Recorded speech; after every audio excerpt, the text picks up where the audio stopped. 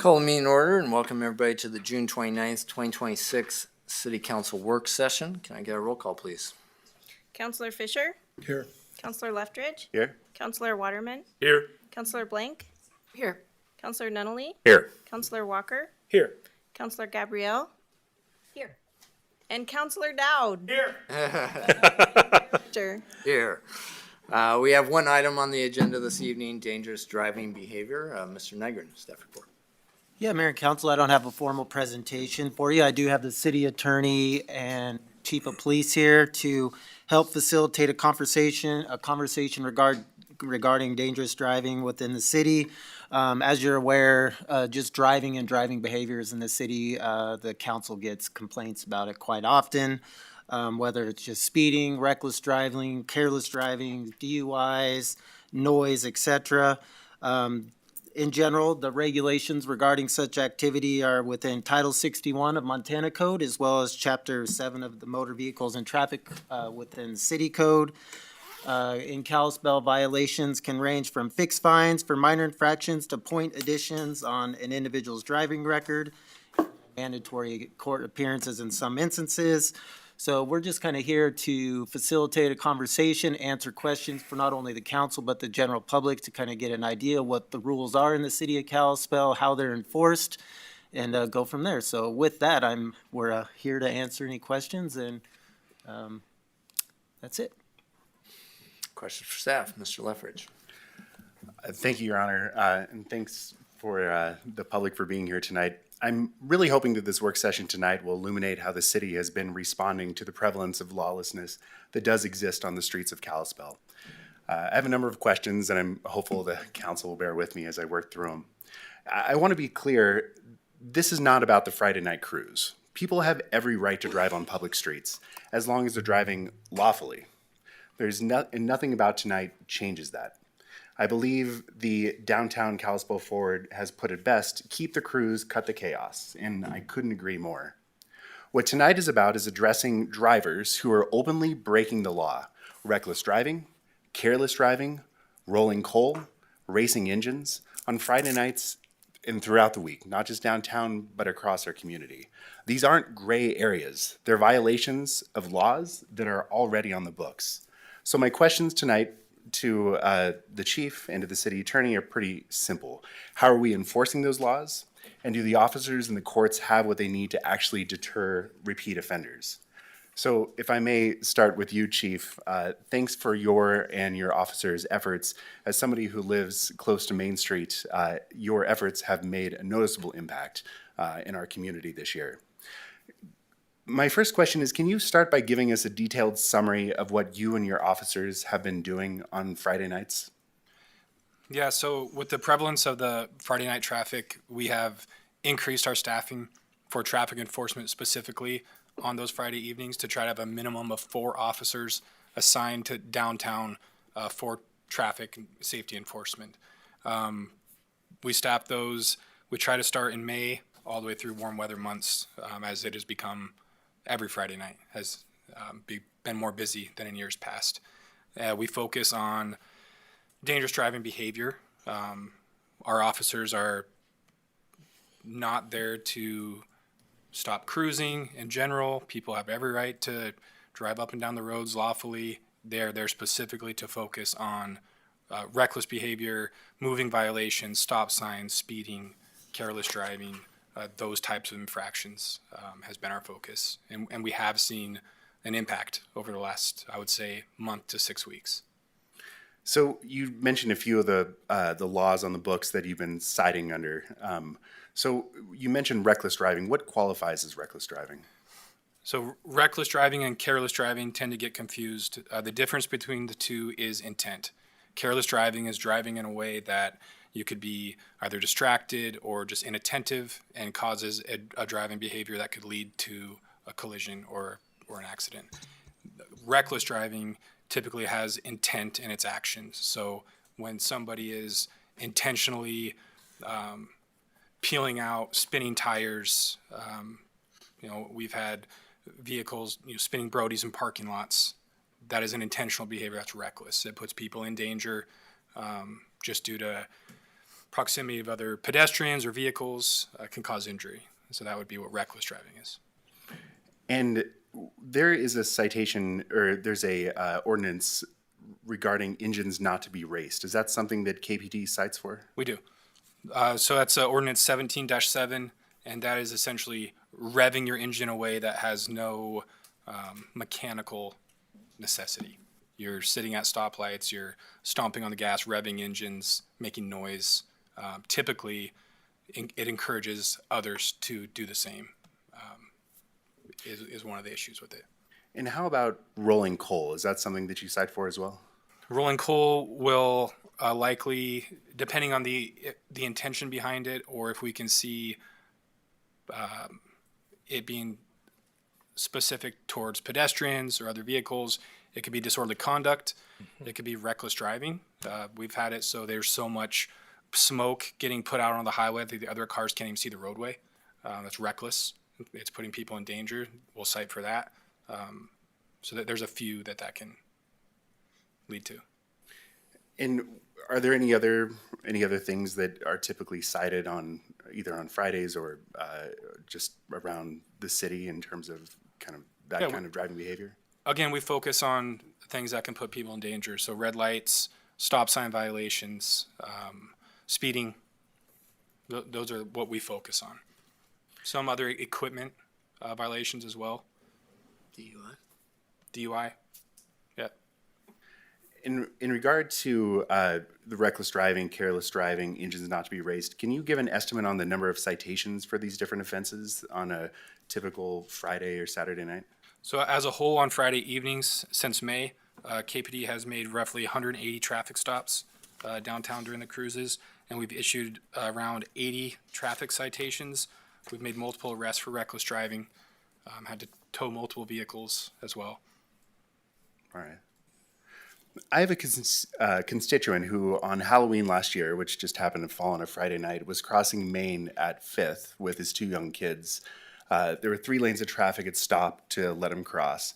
And there were 2 cars that were racing that swerved around the stopped cars. And if it weren't for his dad-like reflexes of pulling his kids back, they would have been hit. He didn't file a police report, unfortunately, but I've heard plenty of anecdotes such as this. And I think it kind of reflects how people do feel unsafe on Main Street. Have there been any reported injuries or documented near misses that you can point to? Or in your experience, do you believe these kind of incidents are underreported? I would say they're likely underreported. We have had some reported near misses. We have not had a drastic increase in reported accidents downtown on Friday nights. So it's tough to say. One thing that I think at some point will be in this discussion is online reporting options, or how we can actually get reports. For instance, I looked in the last 2 months. I believe we have only received 6 complaints to the police department through the dispatch of reckless driving on these Friday nights. Only 6 times have people called in. I've worked on Friday nights. There's plenty of more that should be being called in. You can hear it nonstop. So it definitely is underreported. Are you seeing repeat offenders, people that are being cited more than once? We have. It's not very prevalent. Those that we have cited, we tend to not cite the same person. And do you feel that the current penalties and enforcement strategies are sufficient to deter the kind of behavior that you are seeing?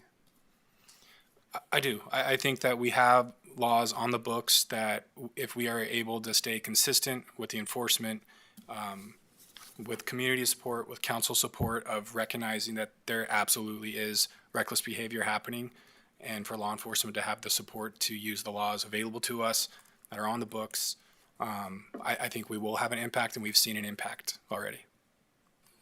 You talked a little bit about citizen reporting, people calling in to report reckless behavior that they're seeing.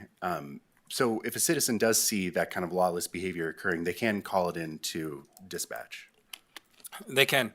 So, and not just for reckless driving, any crime, KPD has an online reporting system, and also if you call into dispatch, just knowing the requirements that we have to actually cite an offender still needs to be met. So if someone were to see dangerous driving behavior, we would need to be able to identify the driver at the time, stop the vehicle, be able to have contact with them, to have probable cause. It can't be just off of a statement that that person is cited, but it certainly helps us.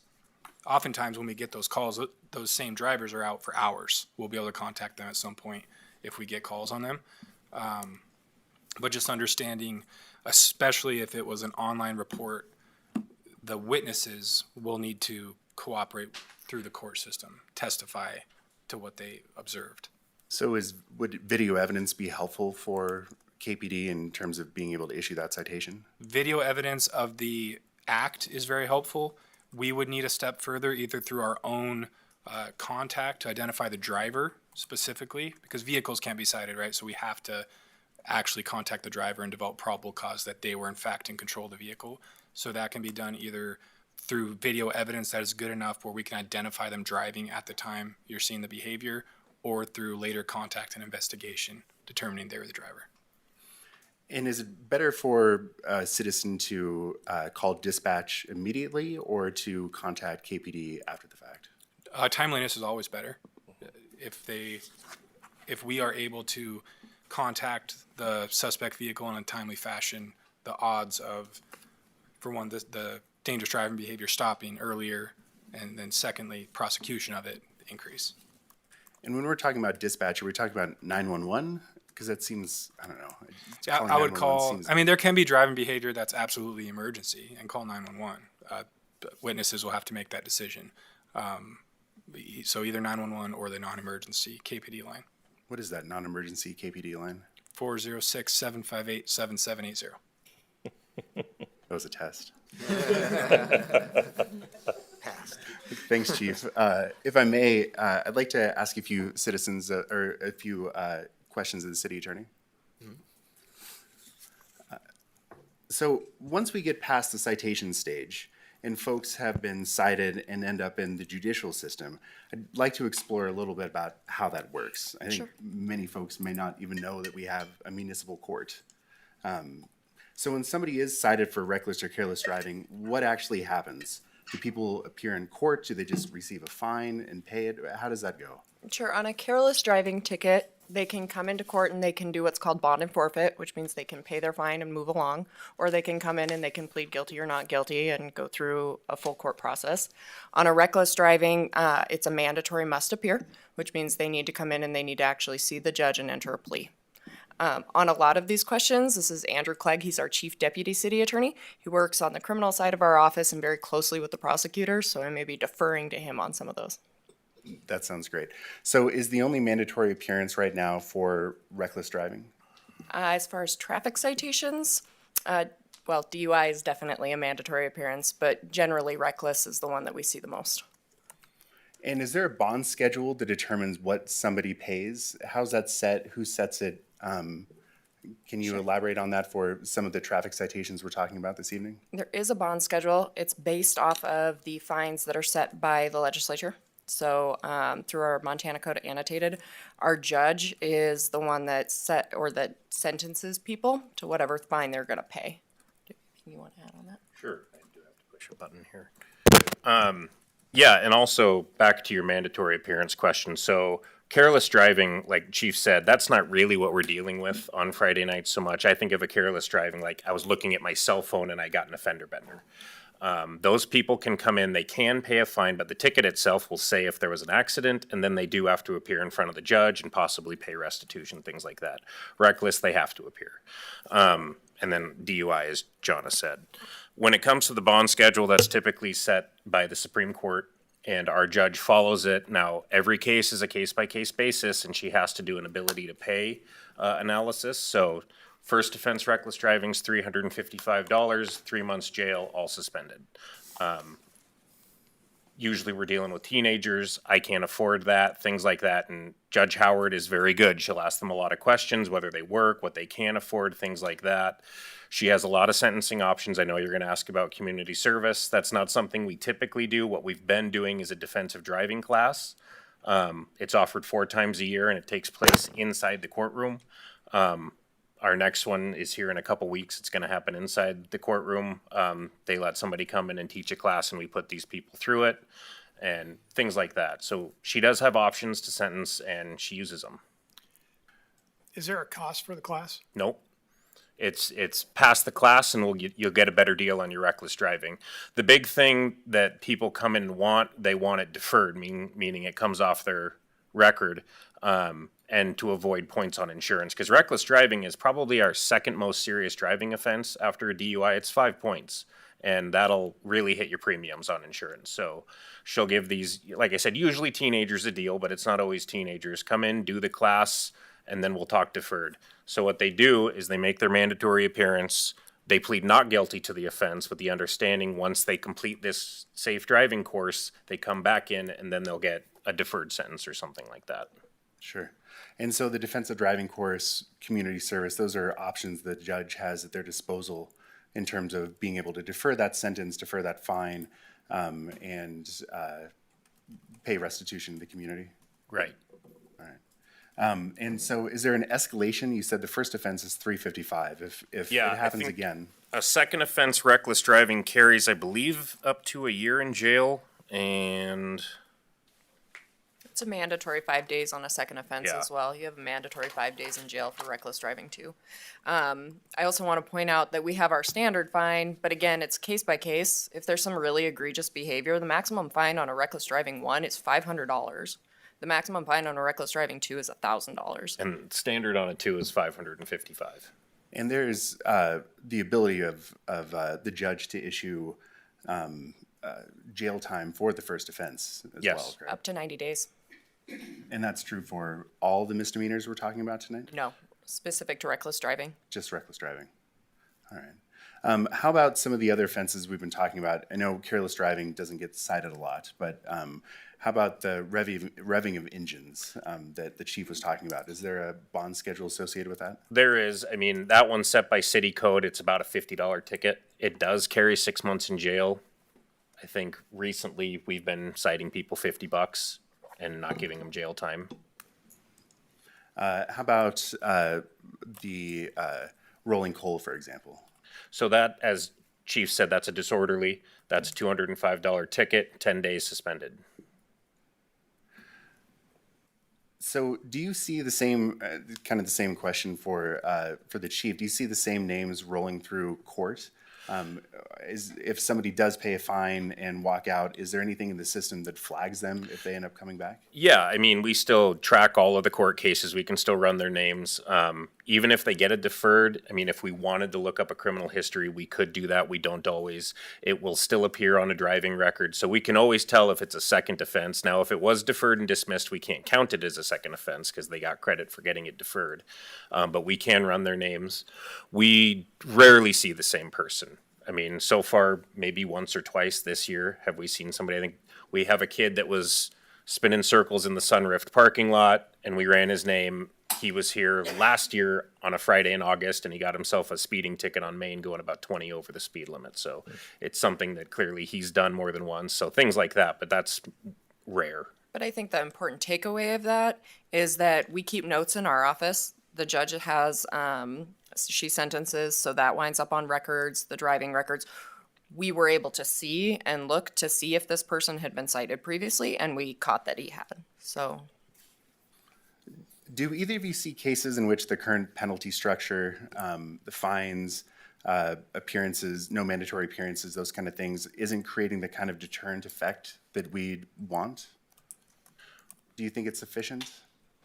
I mean, we're not seeing a lot of repeat offenders. Yeah, for exactly. I example. mean, we're not seeing the same people doing it, so I have to believe that it is. I mean, nobody wants to pay a $500 reckless driving ticket just because they were spinning out. and even the court process, I mean, you coming into court is not fun. It's especially not fun if you're young and you need to bring your parent with you. Your insurance premium going up is not fun. Having to explain to your parents what exactly you were doing when there's potential camera footage of what you were doing, those things are not fun. So they are working as a deterrent. What I think is something that's kind of key to this conversation is that the wheels of justice just turn really slowly. So KPD has increased its enforcement this summer. We're about 6 weeks into that. What we're seeing right now is people in the middle of the court process. Maybe they have received a reckless driving, they've come in, they've pled not guilty, they're entitled to an omnibus hearing, they need time to be able to take that defensive driving class. By the time they get sentenced, it can be months. And then it can take the next time that your insurance is run, right? The next time that your policy comes up to actually see those points hit your record. So just these consequences, they're there. I think they are working. I think we haven't had enough time to see them all the way through yet. Great. Thank you for that. And I guess as a question for all of the staff, based upon what you've kind of described tonight, is there anything that the council can do in terms of resources, enforcement support, or otherwise to strengthen your ability to address this unsafe driving that we are seeing? I think there has been some confusion from the community in my conversations of just being clear that we are not against cruising. That is not something that the city or the police department has any concern with. However, the community as a whole, I hope we can be honest with, there are actual problems on Friday nights with driving, and we need to accept that, and we need to be able to support law enforcement with the laws that we already have to say we can enforce these over time. We think it'll get better. Even as much as one big problem we have at the police department is there's community members lining the streets notifying drivers whenever law enforcement is near so that we can hear them everywhere. We can hear things happening, but when there's 100 people on the sidewalks patting their heads and alerting drivers, the only reason you do that is because there's reckless driving going on. And we need to be honest that this type of driving behavior can get somebody hurt, and you can still drive Main Street, show off your cars, hang out with people. We just need to be reasonable about it and safe. Great. Finally, I just want to say I fully support KPD and the city attorney's efforts. Really appreciate the time and effort you've put into this and answering these questions. We have laws for a reason, as you said, and identifying and citing dangerous driving is essential to the well-being of our community. I'm just hopeful that the sustained enforcement will make careless drivers think twice before endangering the people around them. And if it doesn't, they'll face the consequences, fines, court appearance, and insurance rates that reflect their choices. So thanks to the council for enduring my questions. Mr. Dowd. Thank you, Your Honor. There was a piece that I think needs to be set up prior to, I have some questions for staff as well, but just for the public's information, we are very cognizant that we're not talking about Kalispell Cruise, the organization. They are very self-policing. They've worked with the police chief. They're very receptive. They've put out a route for their drivers to take that does not cause the infractions on First and First, which are the majority of our dangerous driving complaints are not actually on Main. They're actually on First and First when people are trying to get back to the cruise and they feel like they're out of sight, that kind of thing. So please, if you happen to be a part of that group, or if you're a part of the populace that really doesn't like what's going on Friday nights, please differentiate the people that are part of that Kalispell Cruise organization that have actually worked with us very heavily to try to curb this. They also police their own when they're on the street. And I can tell you that as a classic car owner myself, you're not going to find classic cars out there that are doing these things. These are the other people that are drawn to that same that night, or they're the people that come out on Saturday nights as well, and maybe a Wednesday night in the summer, right? So just to make that super clear. Also, I know that everybody out there feels that you either feel that we have gone too far or that we have not gone far enough. There's nobody out there in the audience probably that feels like we're doing just the right amount. I know that, okay? We are trying to balance your right to drive down a street that you paid for with your taxes and fees versus illegal behavior that we are getting complaints about. So we have to be responsive to people. We have to look into things, especially when there's a trend that we hear about. So that just sets up kind of why we wanted to have this discussion tonight, because a large portion of the population doesn't understand that we're doing anything at all. It seems like we're deaf and dumb up here and not trying. Okay, yeah, I just wanted to set that up, and now I have a few questions, probably mostly for Chief, but if anybody else on staff would be the better person to answer, please pipe up. Do we get assistance from the sheriff and highway patrol on these heavy nights? We have, yes.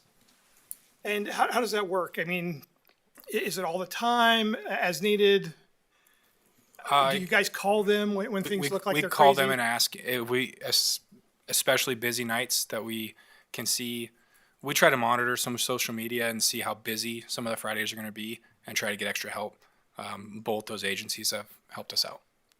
Thanks. And, we passed the emergency responder levy, and we're seeing the fruits of that now. And to the general public, I mean, you as a majority supported that, and that's why it passed. We have a lot more officers than we did before. So just our normal patrols are more functional. There's more officers out there, which just in and of itself leads to more tickets on an average, right? But as far as enforcement on Friday nights go, what is there a stat or a percentage difference between when we were lower staffed and what we're doing now? So I'll touch on first what you talked about just in general with the levy and some of the things that we have moved towards in the police department. We use a crime analyst, and we have basically a data-driven approach to how we patrol, and we're seeing great results in it. Our proactive stops year over year are up 34%. Violent crime in the city is down 30%. Property crime is down 40%, and motor vehicle accidents are down 14% this year compared to last. So we're seeing huge results in that. Crews specifically, I don't have that data, including the last couple weekends, but I would say easily 100% or more increase in police presence now than before. And is there an increased amount of accidents on Friday nights over time? Have we seen that happen? Because I do understand that the activity is becoming more popular, right? Yeah, we have not seen a large increase in motor vehicle accidents downtown from the crews. We have, so just this summer from May and June, we have 2 reported accidents during Friday evenings on cruises. And they may or may not be related to cruising or not. It's just in that area. Okay, and what constitutes probable cause that would lead to you being able to pull somebody over? So law enforcement needs what's referred to as reasonable suspicion to make contact with somebody. Probable cause is what law enforcement needs to make an arrest or a citation. So differentiating between those two, law enforcement can contact you and investigate something when they reasonably believe a crime occurred, is about to occur, or occurred in the past. It doesn't need to be probable cause for a contact. Okay, and then my last statement, which please fill in any blanks that I miss, but one of the things that has happened with the availability of more officers is we are actually assigning officers to specific areas of town. That way, those officers can build a relationship with the local people in that area. So that relationship is actually, I think, extremely helpful. It's been, there's studies, a lot of these studies come from back east where there's a lot of people, but New York City is a good example. They did this in Harlem in New York City. They assigned the same officers to the same area, so they'd have different shifts, but they were the same people. So they actually formed a relationship with the people in that area. And we are able to do that now that we have, that we're fully staffed. So did I leave anything out about that program? Nope. Well said. That's just something I wanted to relay because, I'm all about the community is really who polices itself.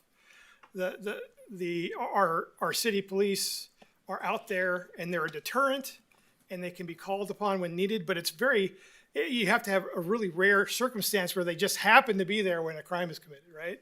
So, reporting is important, like was mentioned before, but also just the ability to have, these officers over time understand, well, these kids tend to let loose in their vehicles when they drive around.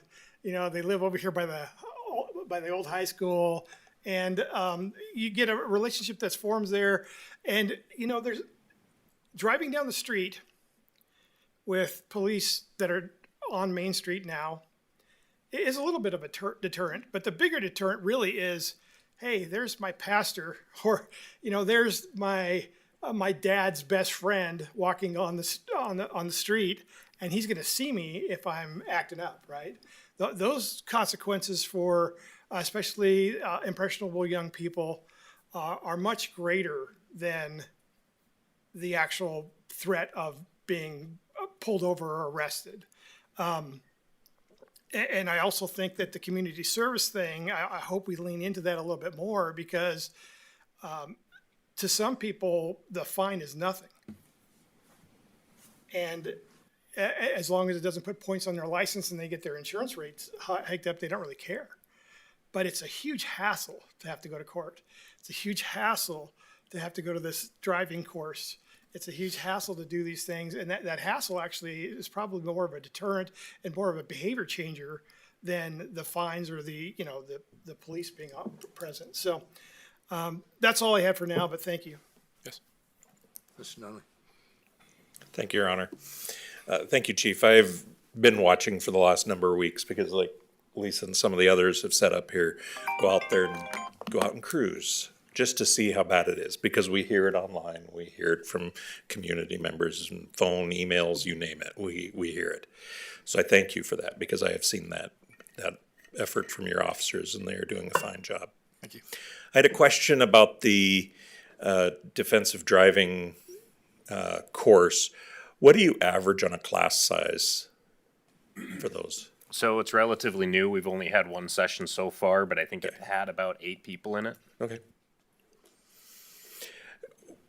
Chief, so one thing that I see and hear, I see it on social media, I hear it from, my kid that likes to go out and cruise around with some of his friends, that the more we talk about this, the more some of these groups go out and intentionally drive just to see it. Do you feel, from what you hear with your interactions, that would be a true statement? I do.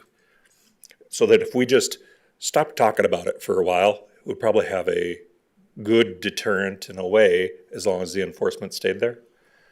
Yeah, I think once there's a clear plan of how we're going to address it, I don't think we should ignore problems, but we have a good plan of how to address it. I think that there is messaging that this is, and these are things that I hear, that this is government overreach, and that we are trying to control things we shouldn't try to control, and that's not the case at all. So Councilman Dowd mentioned community and the importance of that in public safety, and I think what really is going to resolve this is we have laws on the books that will keep the roads safe if we have the tools to enforce them, and right now we do. We need people that enjoy cruising to recognize that not everybody down there is being safe or being a good neighbor or being a good community member. And we also need people that have to deal with the noise to understand that there's a lot of really good people that are just down there cruising and having a good time and not causing any problems. Because the reality is always in the middle, and we tend to continue to avoid that. We just go to one side or the other, and that's just not the truth. Thank you.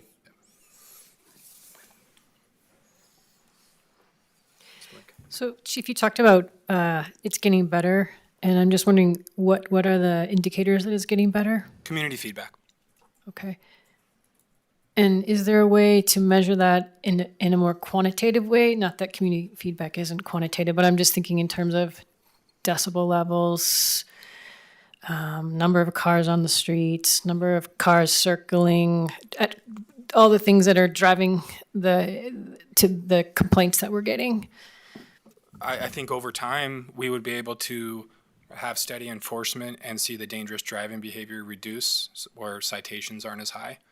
So would and we again, see a decrease then in citations is what you're saying? as long as we can be confident that our enforcement is the same, we would see a decrease in citations for reckless driving, but that takes a little bit of time in order to see that. And how much time should we be expecting now that we've launched this summer's events? Be expecting. What's reasonable, I think, for us to see responses or for the community to see responses? I don't know that I can answer that to when the community will be satisfied. And I'm just going to add again, these folks that are getting their citations this summer may not actually see the consequences of those actions until sometime midwinter, Right. right? And so I am hopeful that we see different behavior next summer. Right.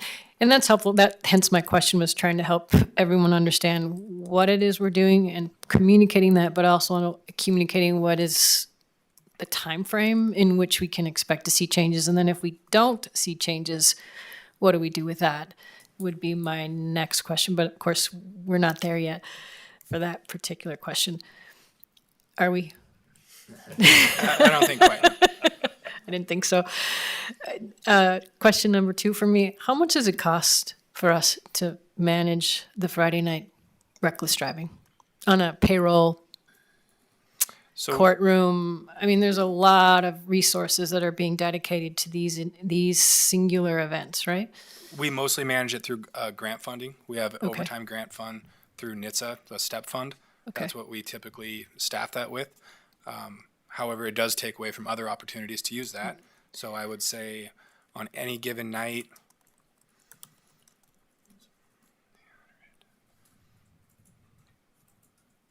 I mean, it could be a couple $1,000s. And if we had a managed environment where reckless driving wasn't the choice that was being made, what else could we be spending that money on? What are we as a community not addressing or could address, or what enhancements are we not pursuing at the moment? Everything has a cost. So any resource that we have specifically dedicated to downtown, I will say what we're doing with the crews, we are not taking away from the other areas of the community. There's people or officers are staying to the zones they're assigned. They're responding to those calls. It is the downtown officer that's assigned that zone and overtime officers that we bring in. So really the resource cost for that is, if we were to run out of STEP overtime funding, would we be doing traffic enforcement somewhere else on another night, is what that would come down to. But we've been very intentional about using those funds and making sure that the community, especially after passing the levy, gets what they expect out of the levy. With our cut response times are cut in half already.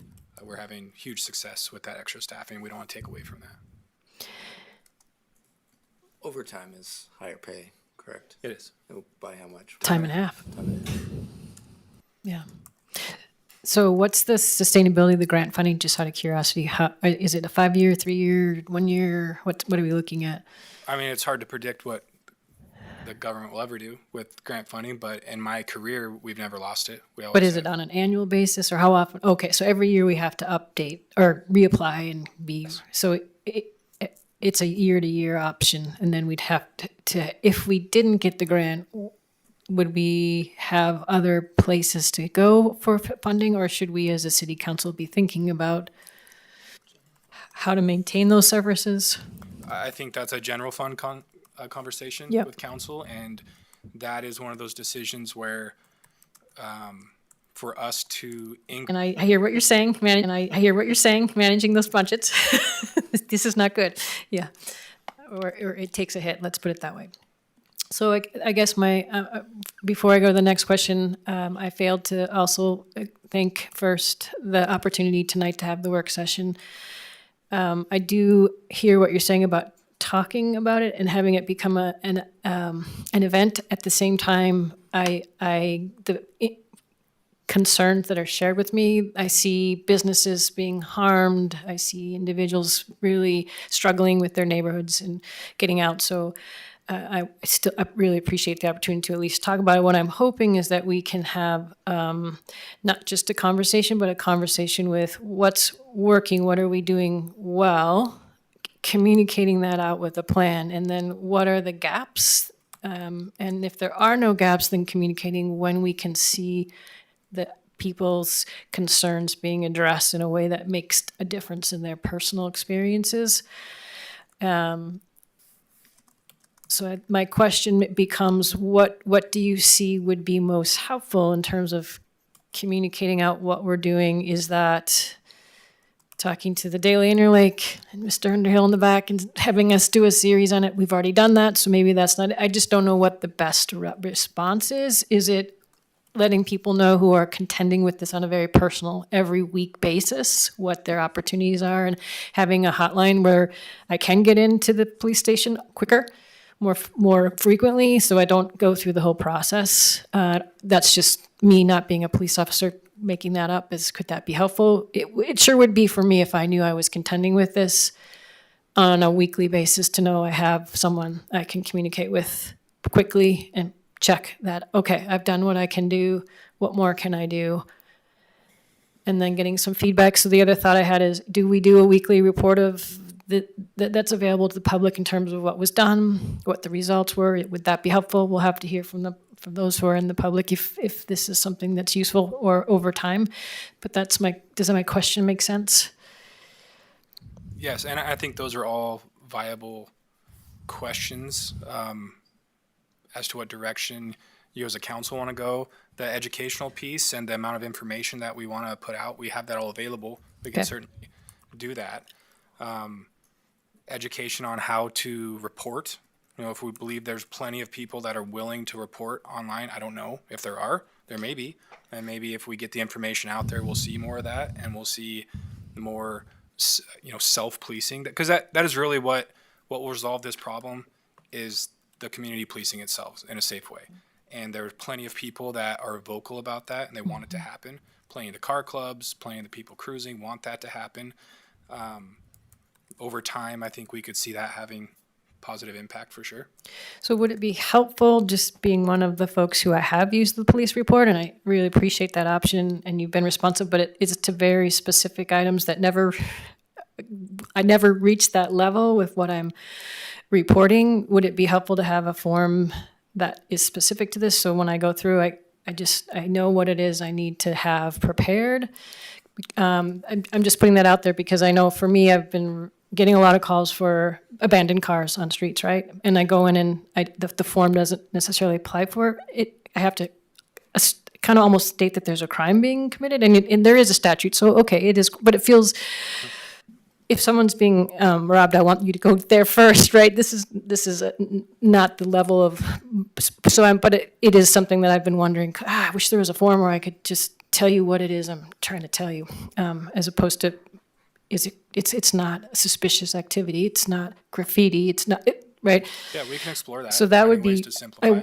I'm hoping that might be helpful to have a specific way to communicate so that we can encourage people to self-police and they can see the results of it, and that we have some systems in place.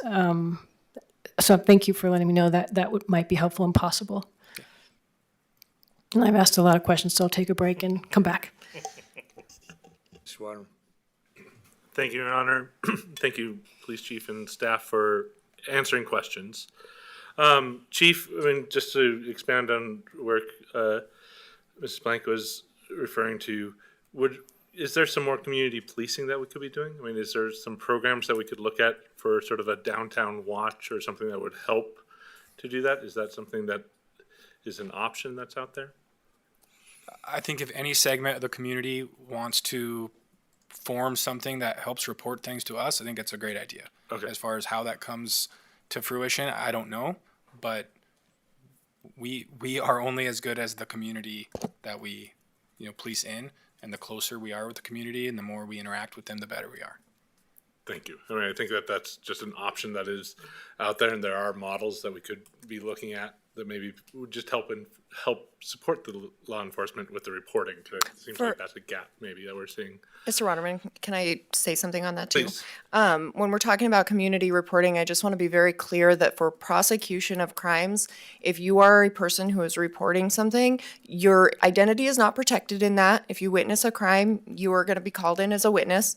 We also need you to come into court. If you take a video or something like that, we need to be able to lay the foundation for that video, which means that you're going to come in and testify. I don't want to deter people. I just want to make sure that their expectations are clear, what we need to actually follow through. So you may see something and you may take a video of something and we may be calling you to please come into court 3 months later. Thank you for that clarification. I think that that's, to me, part of like what I would see as a community policing model. Would explain sort of those extra hoops and the responsibility, but also encourage some of that. Another question I had is, so defensive driving, the courses, you mentioned they're relatively new. How relatively new are we in? So I can't remember the name of the person that puts it on, but he presented it to the court as an option and she started employing it, I'm going to say 5 or 6 months ago. And as I said, it's quarterly. She's done one so far, he's done one so far in the courtroom. Everybody passed. And then after that, people appear on their tickets and they're given that option. And so we have another one coming up, like I said, I want to say in a week or two. And as far as I know, it's got another 10 to 12 people already enrolled in it. Okay. And we have a big courtroom. We have plenty of room for people to take that class. It's just helpful to know how new we're talking about. I do think that that fits into the slow roll of how we're able to go through this. Yeah, Glad and to hear it as an option. we've had a course called Alive at 25 for a long time for younger drivers. This one is separate from that. This is just defensive driving, and it's pretty much only for these reckless driving tickets and things that we're seeing recently. And then the final question, so if we were to explore looking at mandatory community service or something like that, is that an option that we can look at? Yeah, so under state code, community service is always an option when we're talking deferring or suspending jail time, they can do community service. I know the Justice Court employs it, and places like Salvation Army, the fairgrounds is one, solid waste, things like that. People will opt for that if the judge allows for it. She can give them credit against a fine. She can give them credit against jail time. So it's an option for sure. But again, I want to say, like, when we have to do a finding about somebody's ability to pay, we would also have to do a finding on a person's ability to work. So it has its limitations. It has its limitations, but then there's in turning to city manager, there's also, we're limited on the partners that would do that without creating another Yes, staffing. we're limited without the partners, and we don't have the ability to manage a community service program is what it would require at the city level with any of the resources we have at this point in time. Given certainly there's a number of citations that are out there, but the amount of manpower it would create, I mean, you have to manage it, make sure that they're coming in, they're doing the work. You obviously have the liability that's associated with bringing somebody that would come in and do city work.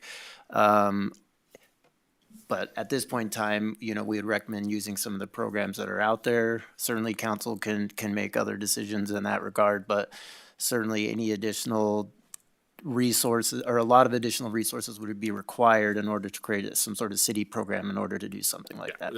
That's taking other staffing or resources that we would have to be able to explore that option outside of the partners that we have with that. Thank you all for answering those questions.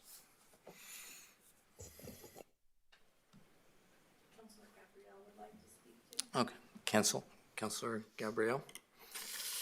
Thank you, Your Honor.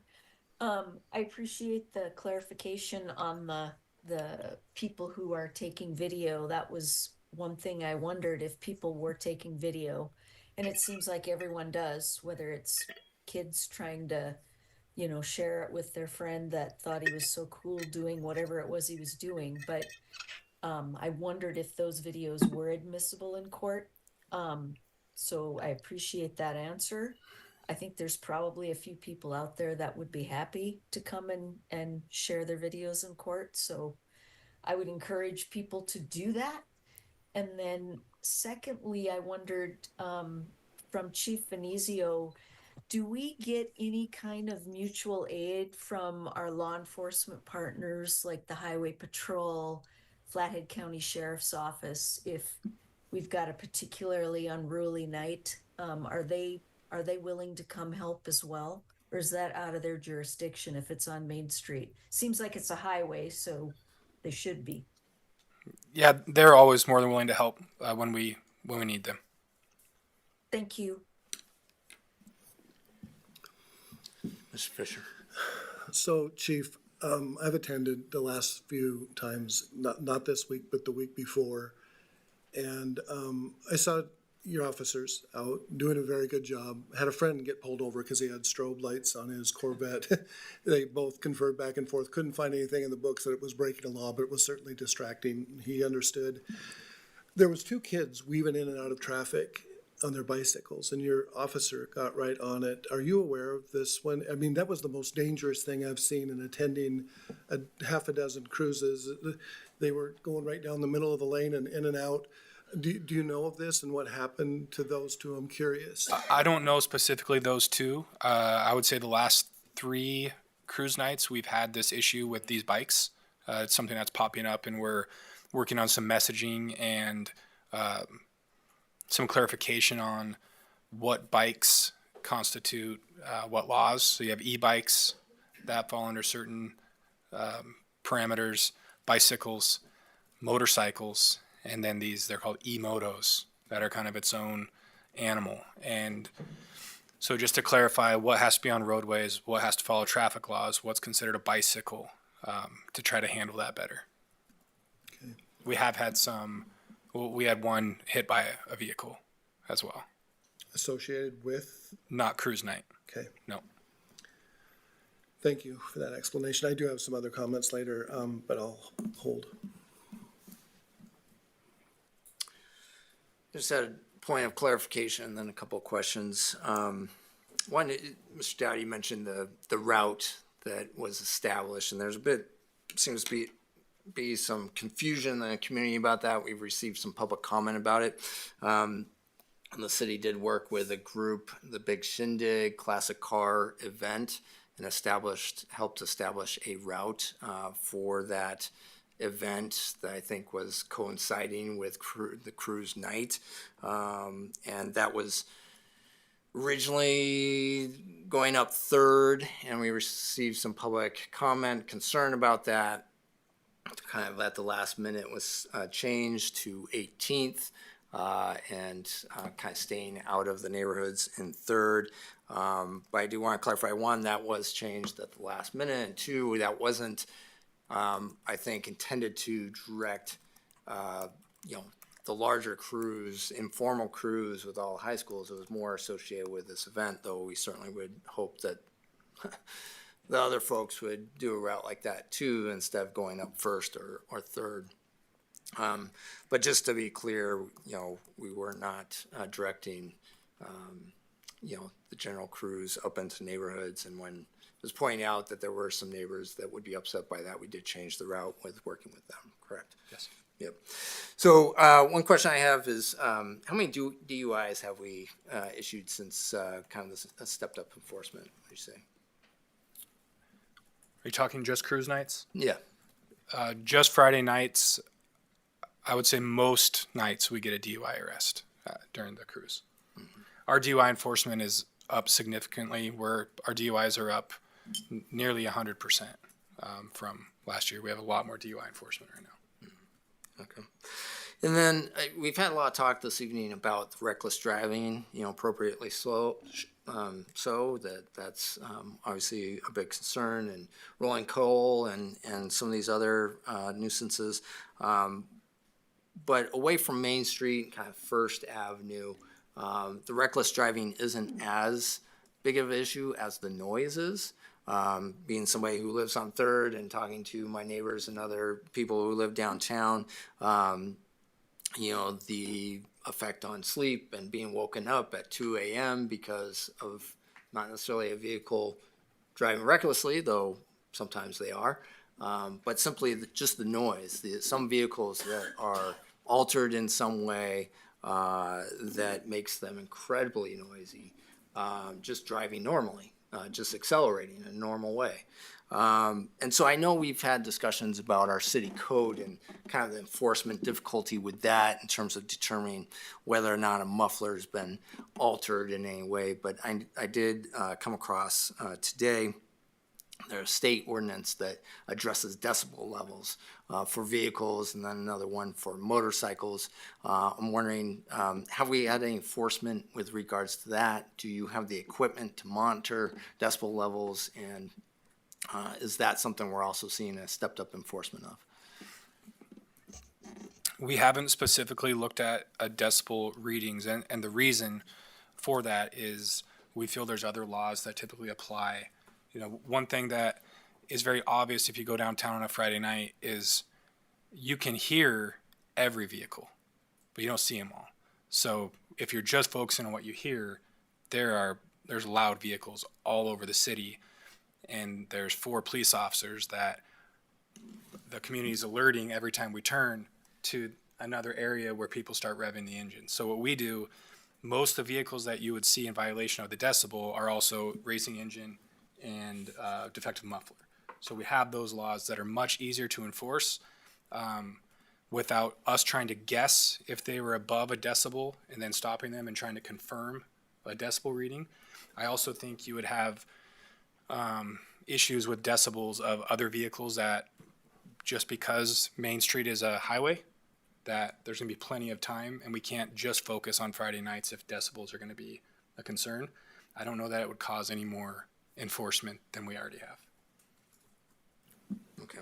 I'm just curious because, I mean, I certainly, living on Third, if I'm walking around the neighborhood, I can hear one of the cars that's really stands out. Yeah. And hearing it come down Main, and I'll look down the street, and I'm here, it's coming, because I'm curious, what kind of car is this? And so, and as soon as it passes the block that I'm looking down, there it is. Like, it's pretty easy for me, just walking around the neighborhood, to identify which car it is that is just standing out from the rest of the noise.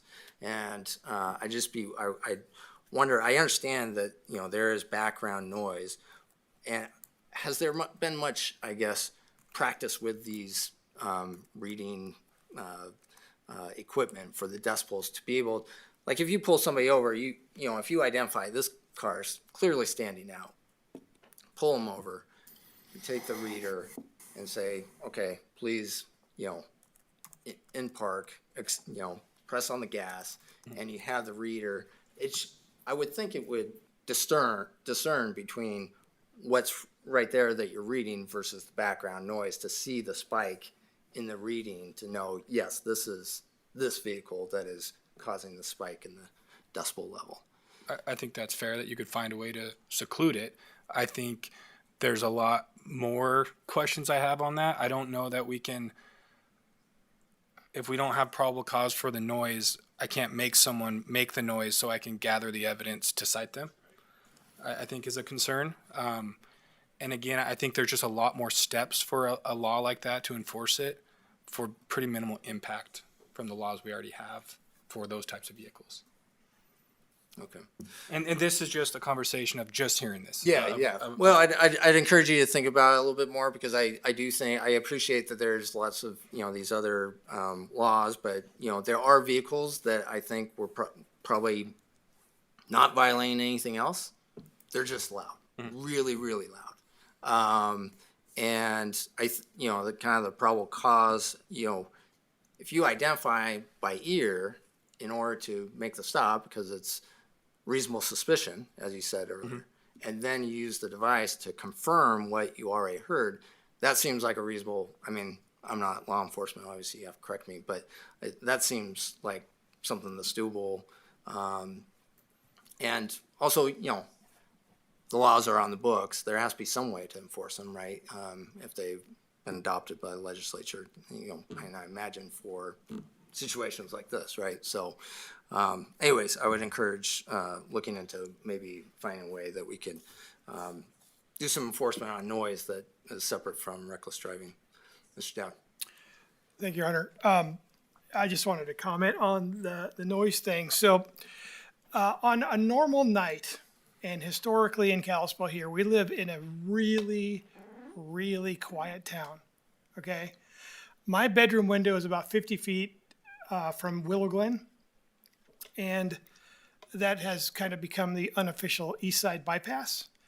And I will hear, there's some big trucks that run down there. There's cars with, interesting mufflers that run down there, and they'll wake me up all night long on just regular weeknights, right?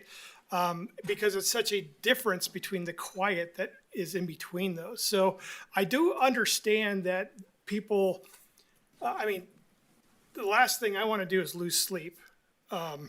But you also have to understand that even just driving a regular motorcycle down that street at night will probably wake me up when it's not with a whole bunch of other vehicles that are drowning it out, right? So it's a little bit. Plus, if you start doing things like using sounding equipment to test decibels and stuff, then you have to start calibrating those things, because when you go to court, you have to make sure that the reading that it's giving you is same with the radars, right? The speed detector with the laser or whatever. Those have to have they have to be calibrated all the time. The police officer that's going to court on the city side needs to bring that card with them to show that, yes, it was calibrated recently and all that junk. It's just kind of a,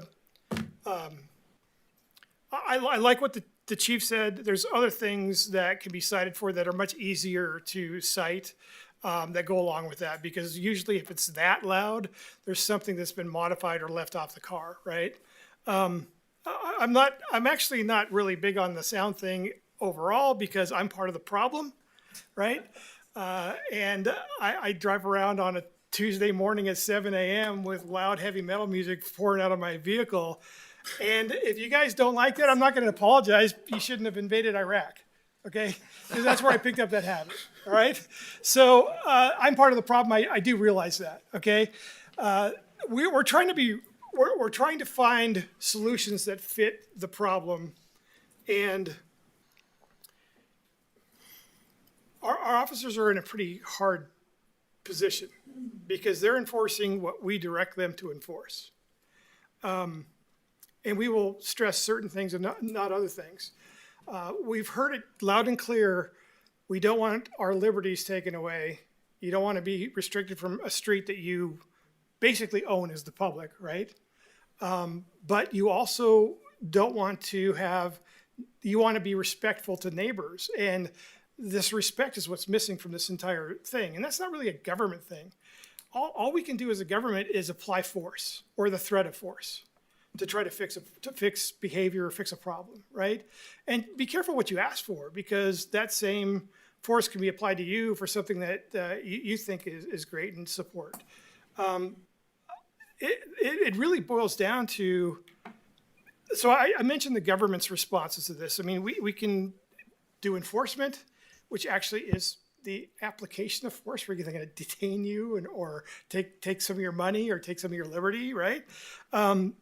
But the community has a lot of great free market alternatives that they can use that are way more effective at curbing behavior. You know, things like, I wrote some down because I knew I was going to forget what I was going to say here. So, I mean, you're free to associate with whoever you want. You can use shunning, shaming, things like that. Much more effective than police patrols. And if you don't like what our officers are doing, and if you don't like this increased enforcement, do not point your finger and get angry at our officers. They're not the ones doing this. These 9 people up here on the dais is where your anger should be directed, because we're the ones telling them what to do, what to enforce. So your anger should be up here on us if you don't like what we're doing. And, please, I get more information from people that don't like what I'm doing than from people that praise what I'm doing, because I understand part of the community that maybe I didn't understand before. So, please, these guys are doing exactly what we're asking them to do. Obviously, an officer can make a bad judgment call and do something outside of what we ask. And in that case, it'll be investigated and dealt with. But the policy and the trends that we're asking them to enforce are on us.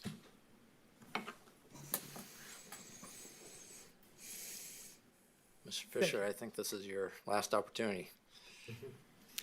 I think I'll leave it at what I like the questions. I like the answers. I think that you feel that the laws that are on the books are adequate for what your officers are trying to do right now. Yes. I think this was a great conversation. And good job to staff for answering everything that you did, and the courts, how the courts work. I think very helpful. I think an important part of this story as well is, the city of Kalispell is 33,000 people, but, we're a regional trade area and we become a city of 140,000. I mean, Main Street is 24,000 ADT. So, we only have, the city of Kalispell resources can be stretched thin when we grow to the size we grow during the day and during some of these events, because even, Friday nights becomes a regional activity. It's not just a city of Kalispell activity. It's coming from all over the place, to enjoy Kalispell for what it is. So certainly, like anything, we have our challenges just because of kind of the makeup of the valley and how we're a regional trade area and everything that comes along with that I hope people realize as well, because it can certainly make things difficult at times.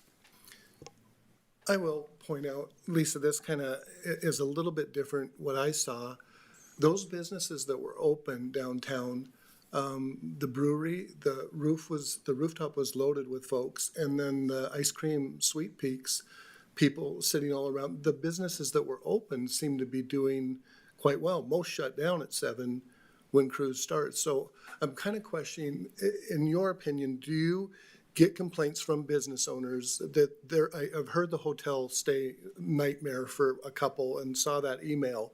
Are you hearing anything from businesses of the effects of cruise night versus what I saw with the two businesses that were open 2 weeks ago? We have in the past, I would say several years ago, we had multiple complaints.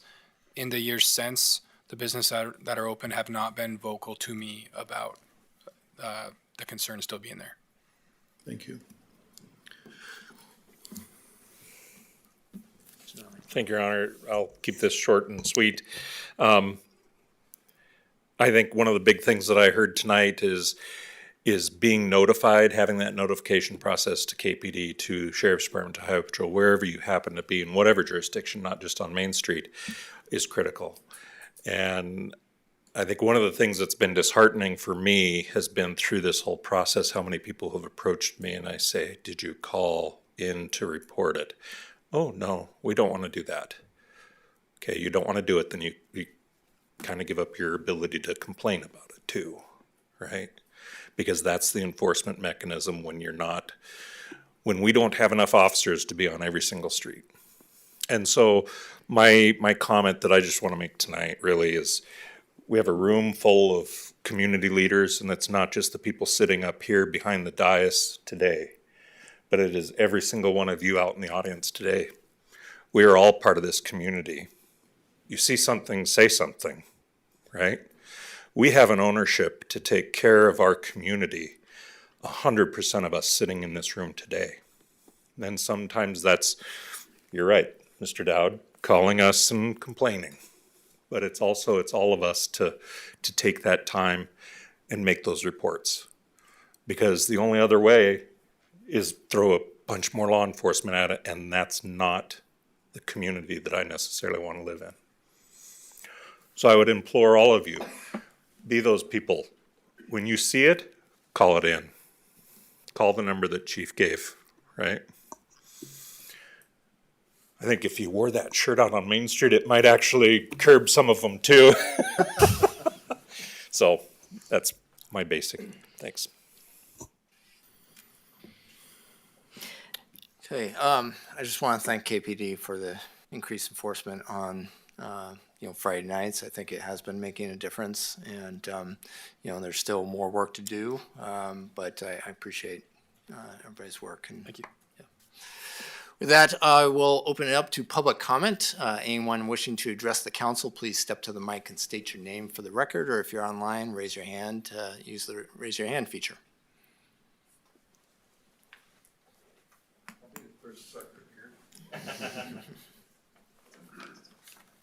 My name is Dan Black. I live on 4th Avenue East, well within range of the noise that we hear, not only on Friday night, which you have a euphemism for, cruise night, but also on Saturday night. Now it extends to Sunday night, many times on Wednesday night. And I'm afraid the sound thing has issue has left the barn.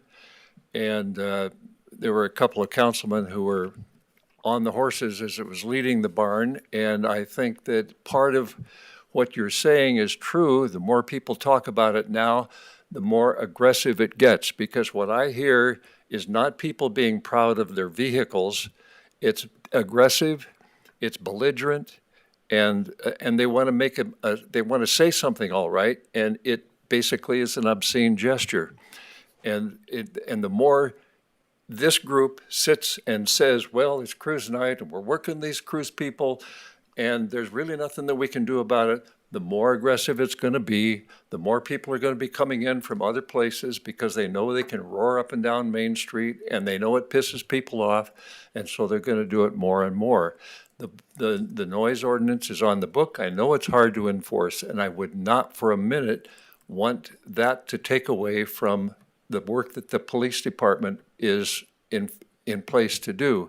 But something needs to be done about it. I think it starts with you people saying, we're tired of the noise. We don't want the noise. You do not have a constitutional right to make noise.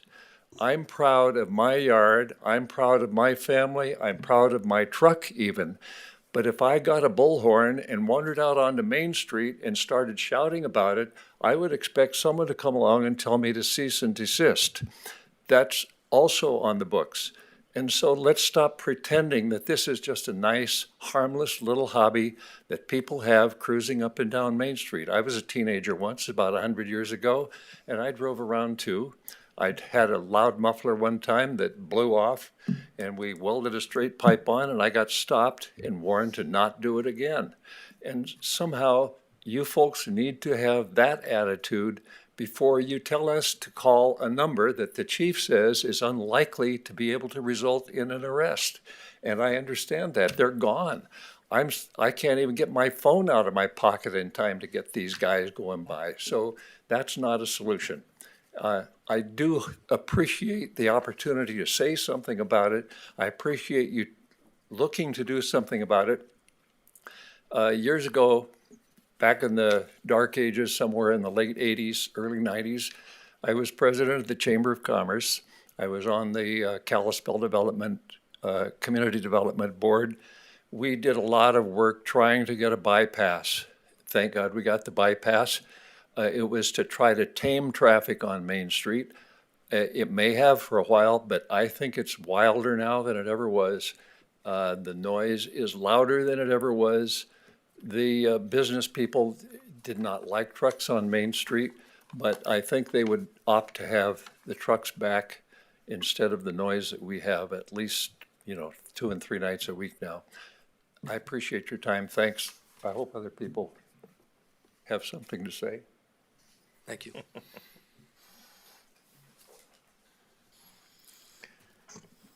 Hi, everyone. Katie Larson. I live on First Avenue East. This is not my first time talking to you all about this problem. I have been a homeowner on First Avenue for 9 years, and I pay my taxes. I participate in my community, and I'm here talking to you guys when I should be at home with my 2 young children. But Friday night, First Avenue, the police are out 100% more. In fact, I have thanked many of the staff that you guys have put out on Friday night personally. However, there are some key things that you all, as leaders of this community, could do. Shut off the parks off of the side of First Avenue. That would stop some teenagers from doing whatever we think they're doing, because they are doing it. You could probably start to cordon off some of the streets, actually, if we want to make this a fanfare, which it totally seems to be. People sitting on top of their cars, at stoplights, children getting out of cars and swapping cars, children riding in the back of trucks, which I know is illegal in the state. All of those things tell me it's a parade. People with beer in their hands, sitting on the tops of their cars, on the sidewalks. That's a parade. So just make it a parade. shut off the traffic from being allowed to come up and down our neighborhood streets. And do it every Friday night. Don't let them come up First Avenue. Don't let them go up Third Avenue.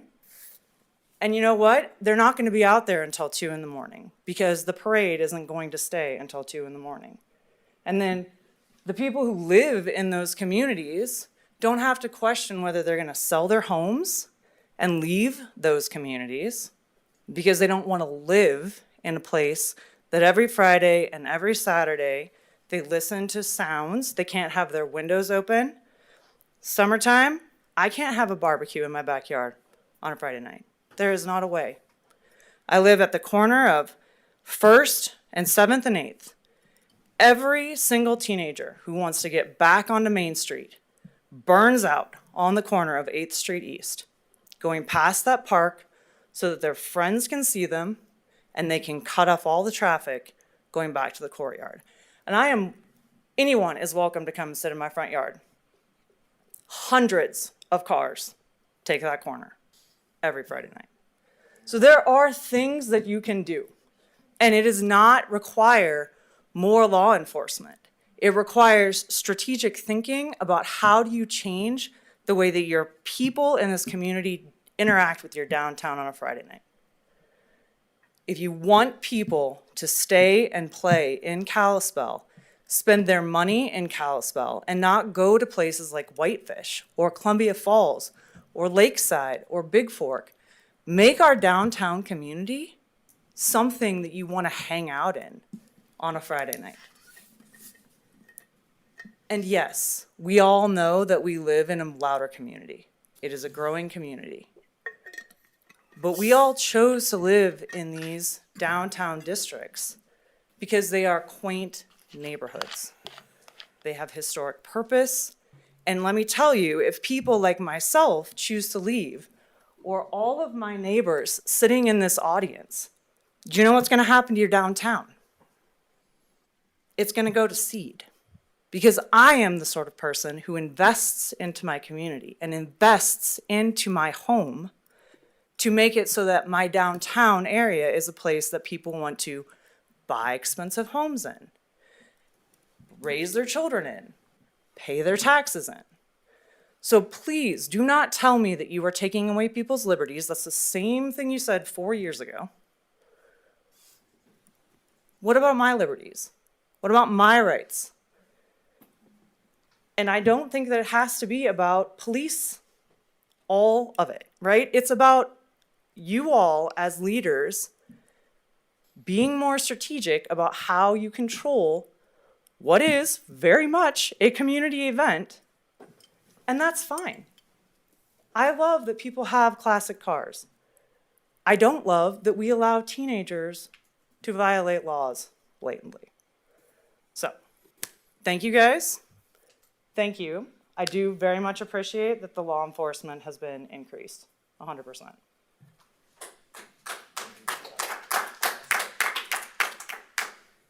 If we could not react to comments, there's differing opinions. We don't want people feeling intimidated about their comments tonight. So appreciate it.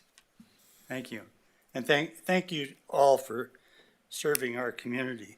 My name is Terry Richmond. I live at 1136 2nd Avenue East. I've lived there for 51 years. During that time, I've experienced all kinds of noise. Airport with no mufflers on their aircraft taking off.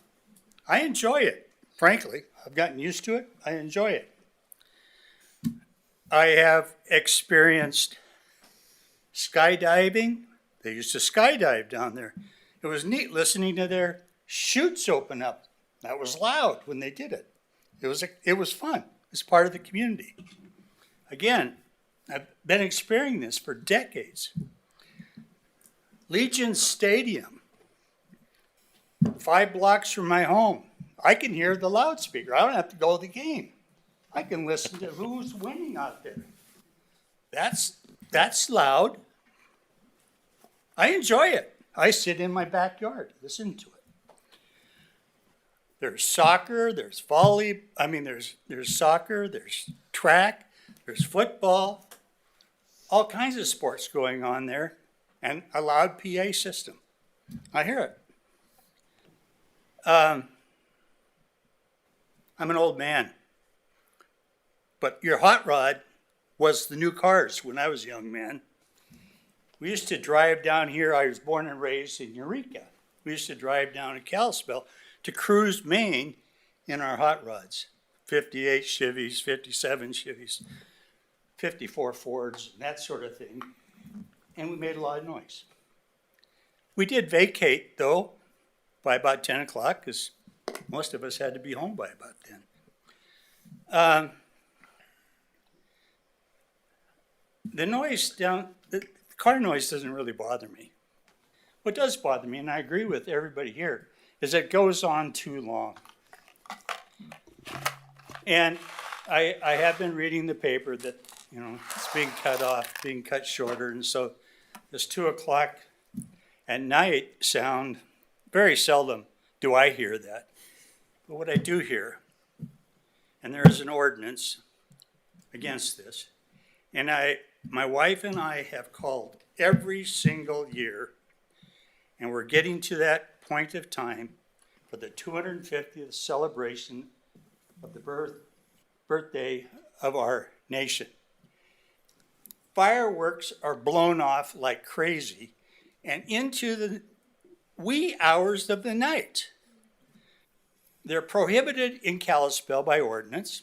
You all agree? Mm-hmm. Yet every year, we're calling the police department. Someone's blowing off fireworks. I heard it's up to you as a neighbor to go talk to your neighbors about it. We have done that. Our neighbors have basically given us the middle finger. Enforce the darn ordinance. I drove around this afternoon. There are at least 12 fireworks stands within a mile radius of City Hall. They're just on the edge of the city limits. Some of them have 3 and 4 units of fireworks on display for sale. Now, maybe they're blowing off the fireworks just on the city limits, but we've caught them in our alley. I walk around the neighborhood on 3rd Avenue East and 2nd Avenue East where I live. In the morning after a fireworks blow, and there's still fireworks in the street.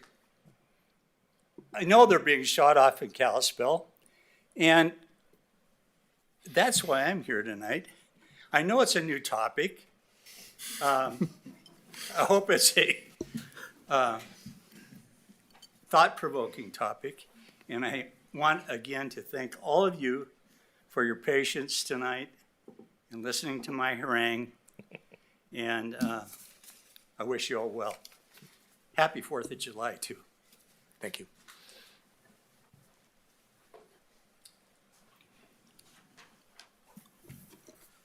Joseph Bybee, Kalispell resident. In fact, I'm 2 or 3 blocks south of Katy, 1st Ave East. I got my little map here just for reference. The courthouse, and then in red is the route that the drivers, now these aren't folks with vintage cars frustrated with COVID, these are adolescents, I can tell you. There are a lot of them. They're going south around the courthouse, and then you had to do another lap going north. They turn on 10th Street.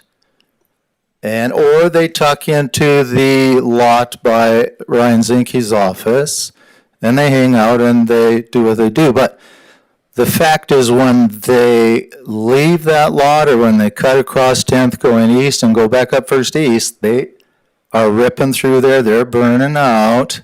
There are kids in pickup beds. There are beer cans thrown out.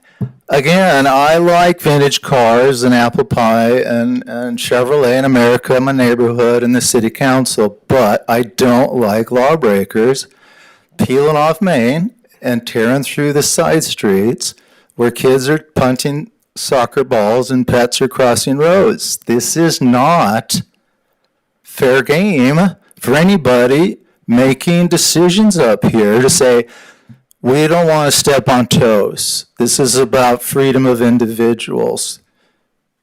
If a child is killed, I'm thinking about the folks who didn't make the hard decisions. Because I live in a cool neighborhood. And like Katie, I don't want, and trust me, I'm thinking about, gee, it is a thought now to move and leave. I don't want to see a tragedy. But I have tried to communicate with law enforcement, and I do like my taxpayer-funded law enforcement team. And I'm the goofball on a bike going out there every once in a while to see how's it going, Friday nighters. And I will wait for law enforcement to do what they do, and I will say, thank you. I appreciate you. And I'd say, how about these ordinances? No, we really can't do anything about them. I don't sit there and say, why? But the ordinances are happy talk. Mufflers, decibel meters, that's horse poo. None of that matters. Go sit on Main. It's simple to find the vehicles that have been modified so that they roar or that they roll coal. That's just silly talk that we're going to do anything about that. But the reckless driving and the speeding is in the hands of a lot of adolescents. And the adolescents are running this town on Friday night. That's a fact. You want to come down here and see where they're burning out, my little map, where they hit first east and start going south again. Just go sit there. Bring your own beer. Bring your visiting friends and family and say, this is Kalispell. It's a little chaotic on Fridays, but we love our freedom. No, I don't love it. I'm embarrassed. I say to my son, sorry, you live somewhere else. This is what your neighborhood is now. This is Kalispell, Montana. Is there another major town in the state with a main street that's hijacked by adolescents who are driving recklessly? I can't imagine.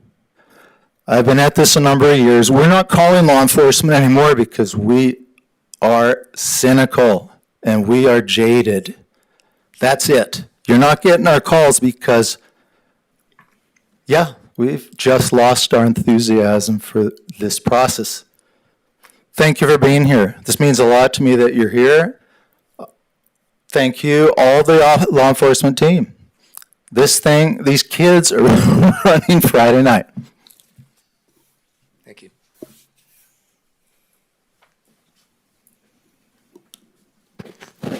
Jody Cross. I'm going to come to you as the Executive Director of Northwest Montana United Way. So first of all, with regards to crews and crazy driving, I can tell you that we own the Gateway Community Center, and from COVID on have had issues with regards to kids coming in our parking lot, spinning Brodies, trying to correct what we've got going on is like dealing with a child having a temper tantrum. So our officers saying it's going to take time to get results. It is. We've been working on it at the community center since 21, I think. And it's mellowed out. Like maybe once a month, we might have an issue now. So kudos to you guys, keep it up. I believe what our police officers, what you guys are doing, and what the Kalispell Forward program is working on, it's gonna work. It's just gonna take time. However, our last gentleman that was speaking was talking about adolescence. And this is something that I have talked to a few people about, not you guys. So I did a little bit of research with regards to our kids. Our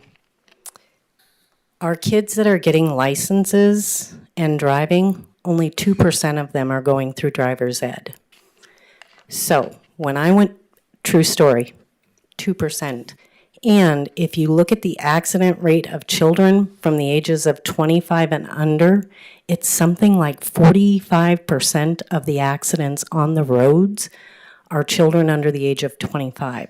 The other thing is that our fatality rate of these kids, something like, I wished I had the paper in front of me.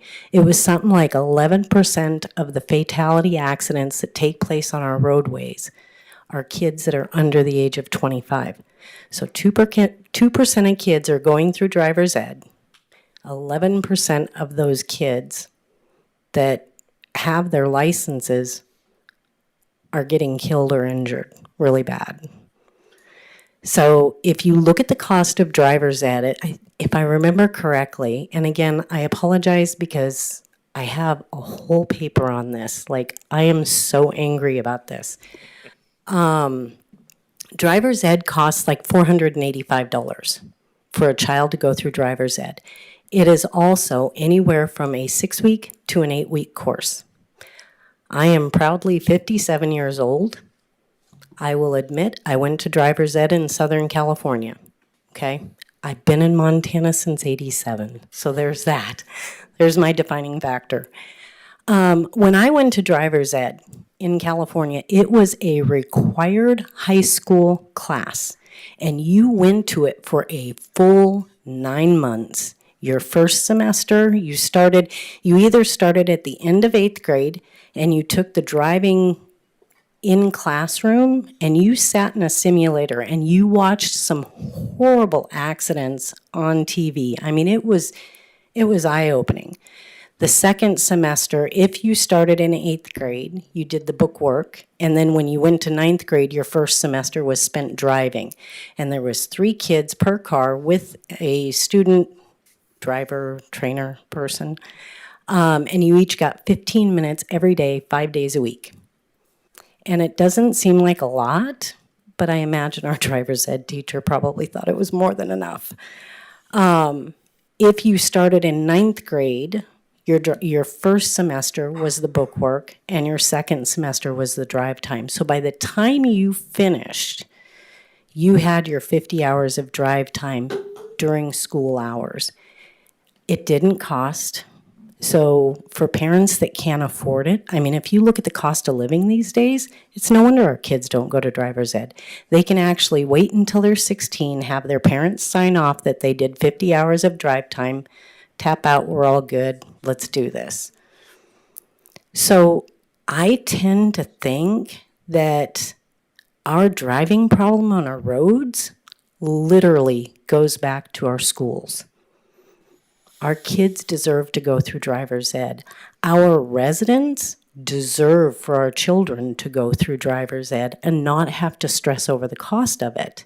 And I get it, like it's an extra teacher that you have to pay for, or 2 teachers, or whatever. I get that. Although I can tell you I have some kids in my household that went through driver's ed and some that didn't. And let me tell you, the kids that went through driver's ed, I have absolutely no problem in driving with them driving. The couple that didn't go through driver's ed, yeah, I'm a little sketched out. It's all a matter of learning. And our kids are not getting the privilege of learning how to drive appropriately. So just a thought. Thank you. Hello, my name's Hugh Good. I live in Kalispell. My family's been in the valley since the 1900s. Hugh Gabriel Good II is my name. Henry Good Logging Company goes way back. And I think this meeting here is kind of getting sidetracked on what the meeting's actually about is not. So it's a noisy place you live. I've built houses in Whitefish, and you can hear the locomotives when they clank together on a multi-million-dollar home, and it rattles your big window. Are you going to go tell the Burlington Northern and Dennis Washington to move their railroad? I don't think you are going to have good luck with that. The main problem we have here isn't driver's ed. It's the vehicle and the person driving it. You mean to tell me you build a motor for your car, you bolt it together, you put a supercharger on it, you do all this work to it, and now we're gonna go drive at 25 miles an hour. Sure, that might work. We have all these kids out here, adolescents, whatever you wanna call them. You don't blame the kid, it's the frickin' parent who didn't raise the kid right. So this whole meeting has been more than sidetracked over my property value went down. Well, are you gonna call us up here at the city council and say you had a bunch of black people move in next to you and your property value went down? You don't like them? Where do you people on the chair there divide the line of saying these kids can't drive through a public street?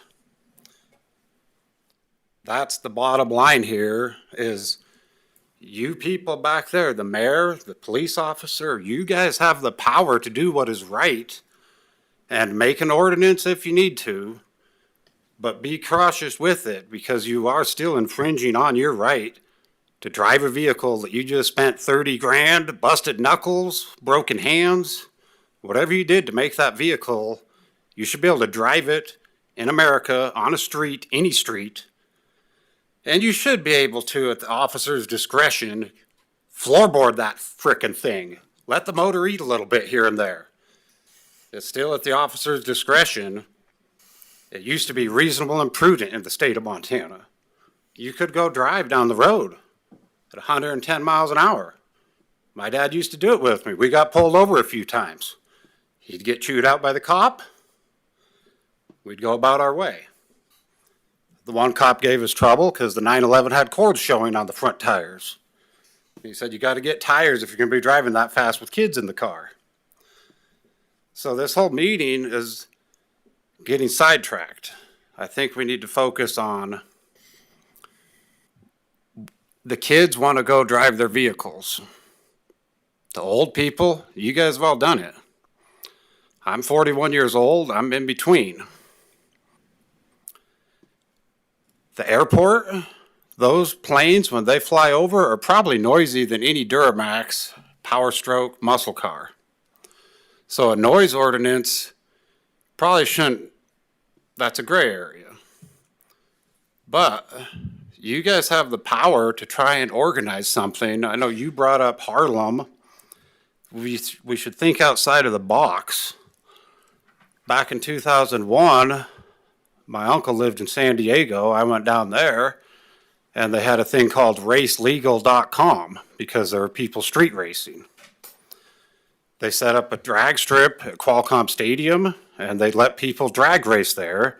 You'd pay $10 or $20, whatever it was. And so with the police department and all of you people who don't like the noise, you could set up a little drag strip in the old Kalispell Center Mall and have 100-foot drag strips and charge the kids $5 a piece per lap. Drag strips, you could do a 100-foot drag strip. You could set it up like you have cross a green light and you go to the other intersection. Give the kids something more to do as opposed to it being right downtown. And then the more they break their vehicles from drag racing, the more motors they blow up, they're going to realize it's pretty damn expensive. This isn't working out that well. The tickets, give me a break. $500 for reckless driving? I got one of those when I was 13 years old doing Brody's at the Holland Lake boat ramp. I wasn't old enough to drive. I was doing Brody's there and Bob Parcell gave me a reckless driving ticket when I was 13 years old. Did it help? Maybe a little tiny bit. That was my driving resume. That's how some people will look at it. You could give a kid 5 reckless driving tickets and he is still going to be the same kid. It's not going to change him. And so I think we really should work on trying to find a safer place for the kids to go rent the airstrip on a Friday night. We should look into other avenues of looking the other way. Doesn't work. You know, I came to the first Kalispell cruise. I've been to a lot of them. And I've talked to a lot of people that said it was one of the coolest things they'd ever seen where the cops kind of just let things go. And this was in COVID, and it's still at the officer's discretion if you see somebody going down in a clapped out power stroke that's not very safe, or you see somebody in a really well-built car that's older, knows what he's doing, and he gets on it and he blips the throttle. Was he reckless, sir? I mean, in your opinion? We're not doing questions at this Well, time. We're just. I'm just saying that it's something to think about. When you see somebody in a well-built car and he blips the throttle and he goes up to 35, 40 miles an hour, was he reckless? That's at the officer's discretion. And that's all I have to say, but I really think it's about liberty here, not taking away our given right and the property values and everything else. We need to work on another avenue. Thank you. Thank you. Hello. My name is Terry Solomon. I live on First Avenue East. I was here a year and a half ago when council met about the same issue. At the end of that meeting, after several council members had talked about liberty and freedom and their desire not to interfere with cruise night, I walked out and watched several of the advocates for cruise night peel out down First Avenue. And the message from that meeting was, we're not going to do anything about cruise night. People kept complaining, and I have noticed the increased police presence, which I'm very grateful for.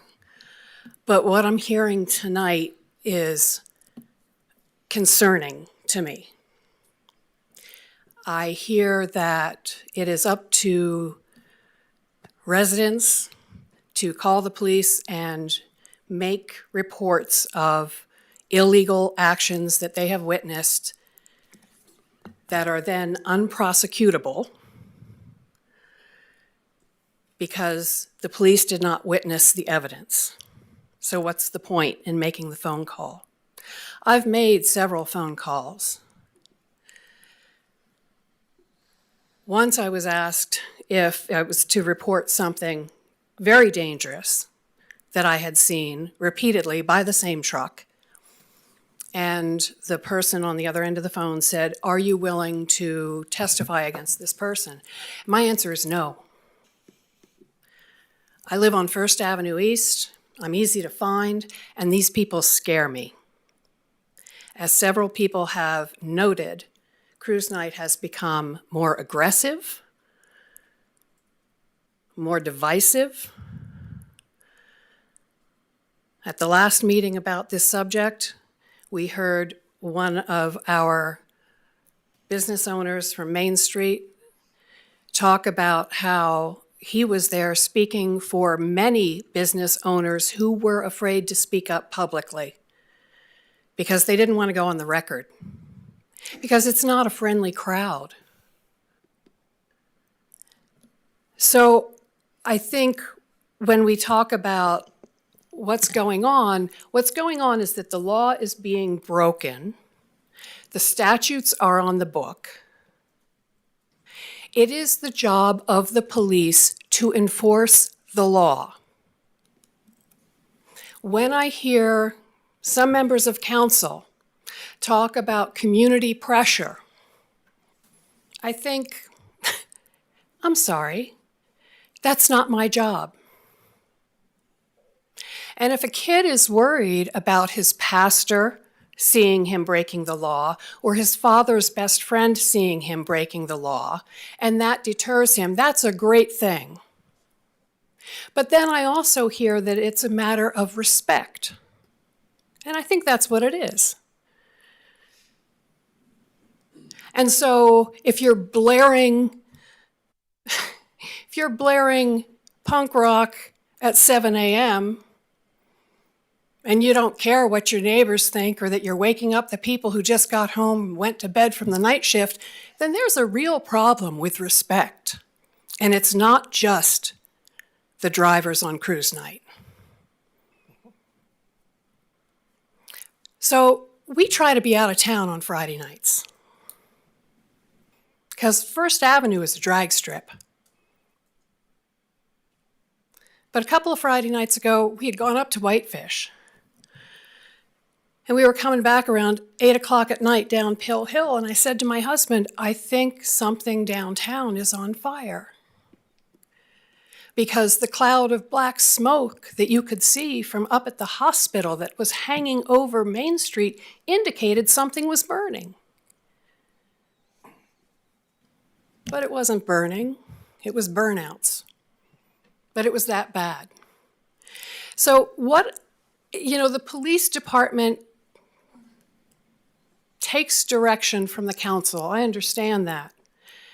I would very much like to see the council support the police department, not in issuing warnings, but in issuing tickets. I would like to see the council support the courts in actually imposing the penalties that are on the books for the infractions that are ticketed.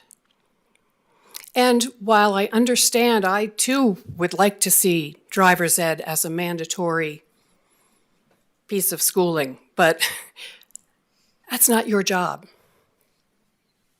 Having a safe and civilized town is your job. So that's what we have to deal with right now. And I've heard some very good ideas tonight.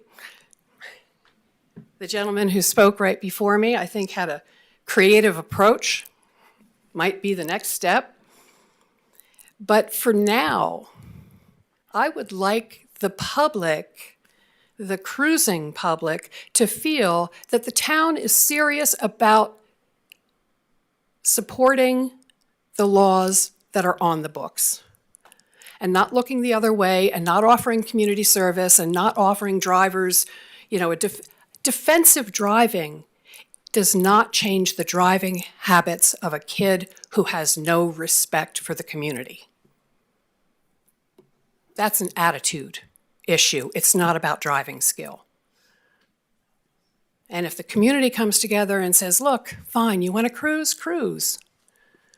But not at the expense of businesses, not at the expense of everyone's safety, and not at the expense of the whole community.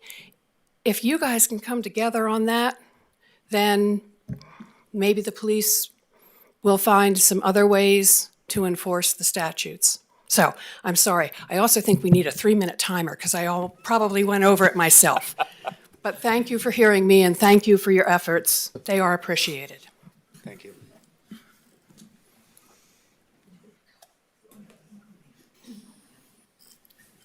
Hi there. My name's Nicole Schubert. I live at Tree Line Road.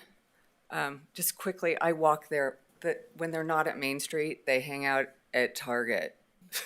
But, okay, I'm up here as a voice for the smoke blowers, which I just learned a month ago are it's called rolling coal. I am the last, this is going to be unexpected. The reason is I sub at the high schools, and my favorite class to sub for is the ones that get in trouble. And then I ask them what they like to do, and they lighten up and they start showing me their engines because they're really into their cars, and it is their pride and joy. And so the really difficult kids, this is their life. I also wanted to say that to remember that this is the culture of where we live. It's not my culture. I'm here assimilating and looking at this. I was walking on Old Reserve, and I got a truck, and he blasted coal in my face. There was a cloud around me. I was like Linus. And this woman who was at the park pulled over. She was like, I don't know, upper middle age. And she got out and she said, I'm sorry. I'm like, Yeah, and I said it's okay. And I said, I know these kids, like this is what they have. Like this is their thing. And then she admitted that she used to do it and she loved it.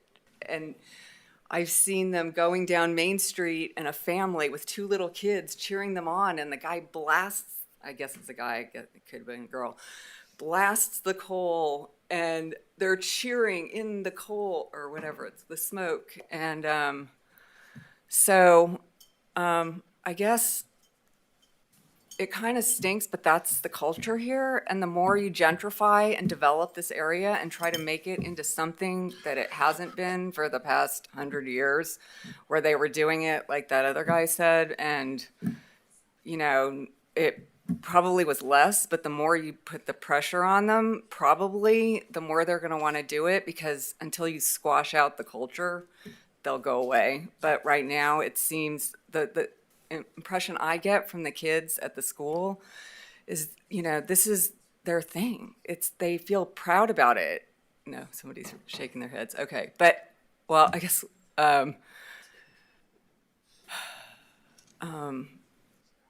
okay. The one idea I had was instead of community service and picking up trash, you could ask them to help somebody with their car, where they can show the thing that they're good at and that they have pride in, and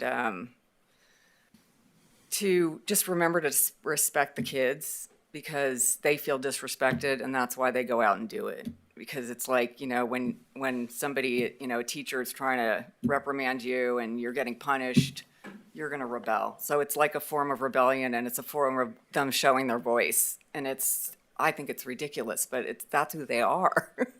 So everybody's all Montana. That's what this is. That's who those kids are. So, but within a guardrail. Anyway, thank you. Thank you. Rip the head right off of that thing. Russell Sias again.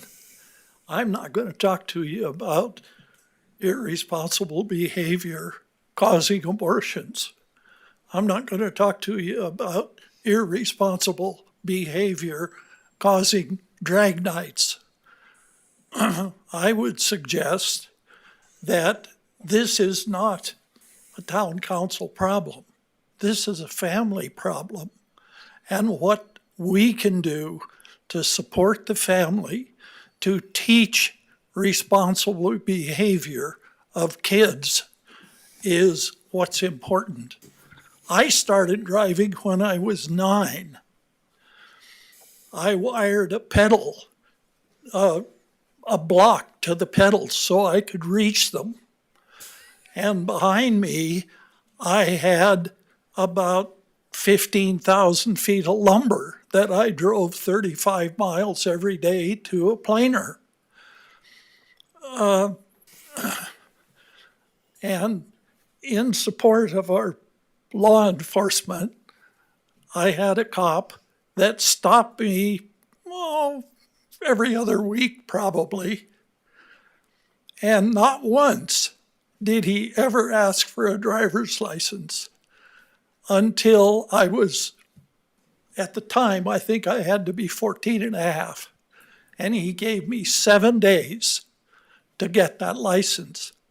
And then he stopped me for no other reason than to ask for the license. And his message was, behave. Have respect for others. And our kids today don't have any respect for others. They don't have any respect for themselves. They don't have any respect for keeping their pants on. The list goes on and on. This is a family issue. It's not a city council issue. What can we do with it as far as the city council? Gee, maybe we could support Boy Scouts. Oh, wait, we've got them corrupted with girls. Everything around our youth has fell apart. And that's part of what the problem is. Now, I can talk to you about abortion. I gave Amy some stuff that I would hope you read again tonight, and I'm not gonna go into that because I expect you to read it. The problem is within our families, and it's irresponsibility and disrespect for one another. And how do we do that as a community? It's not a case of law enforcement not doing their job. They're doing all they can. It's not a case of you guys not doing your job. You're trying. Sometimes I think you're very trying, but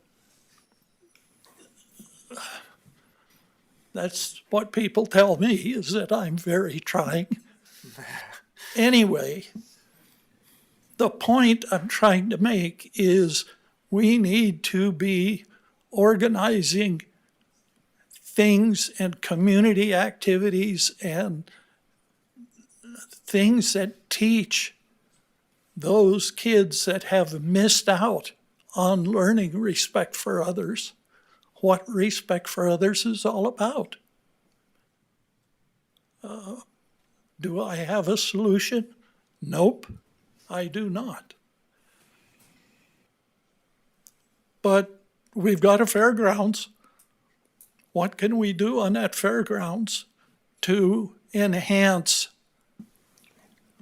community respect and respect for others? I don't know. Maybe you guys have got some ideas, but that's where we've got to start. I will shut up and go away. Thank you, sir. Hello, I'm Teresa Narduzzi. I live on 2nd Avenue East, and I want to thank you for the efforts that you put into doing what it is you do. And I also appreciate the fact that you brought up the ordinance against cut mufflers. So I brought this up before, what they do, and it's not just Friday night, it's every night. They go up Main Street, they go down 11th, they make a loop, they come back around, they hit 3rd, sometimes they stop at that stop sign. A lot of times they go through the stop sign on 1st and 11th, and then they race down 1st. There's nothing to stop them. I just would like to make the suggestion to put a stop sign in front of the park. It would be easier for the police to see somebody blowing through that stop sign than it is on 3rd. So, and the other thing is, and I think we've brought this up before, is why is the city parking lot by Zinke's office allowed to be open? Why don't we put a gate on it? Or put something on there, at least some bumpers, some, what do they call the speed bumps? Maybe that won't do anything, but it's just a suggestion. And 2 other things that I wanted to bring up. So when they race down Main Street, as soon as they get to the Montana Club and the Mexican restaurant, then they really start flying, because you can hear them, you can. And then they're parking their trucks in the bike lane. And they're sitting in their trucks, doing whatever it is they do. They have a whole parking lot in the back. Why are they being allowed to park in the bike lane? At any given time on a Friday night, there's got to be 4 or 5 trucks parked in the bike lane. So just if somebody could check into that, I'd appreciate it.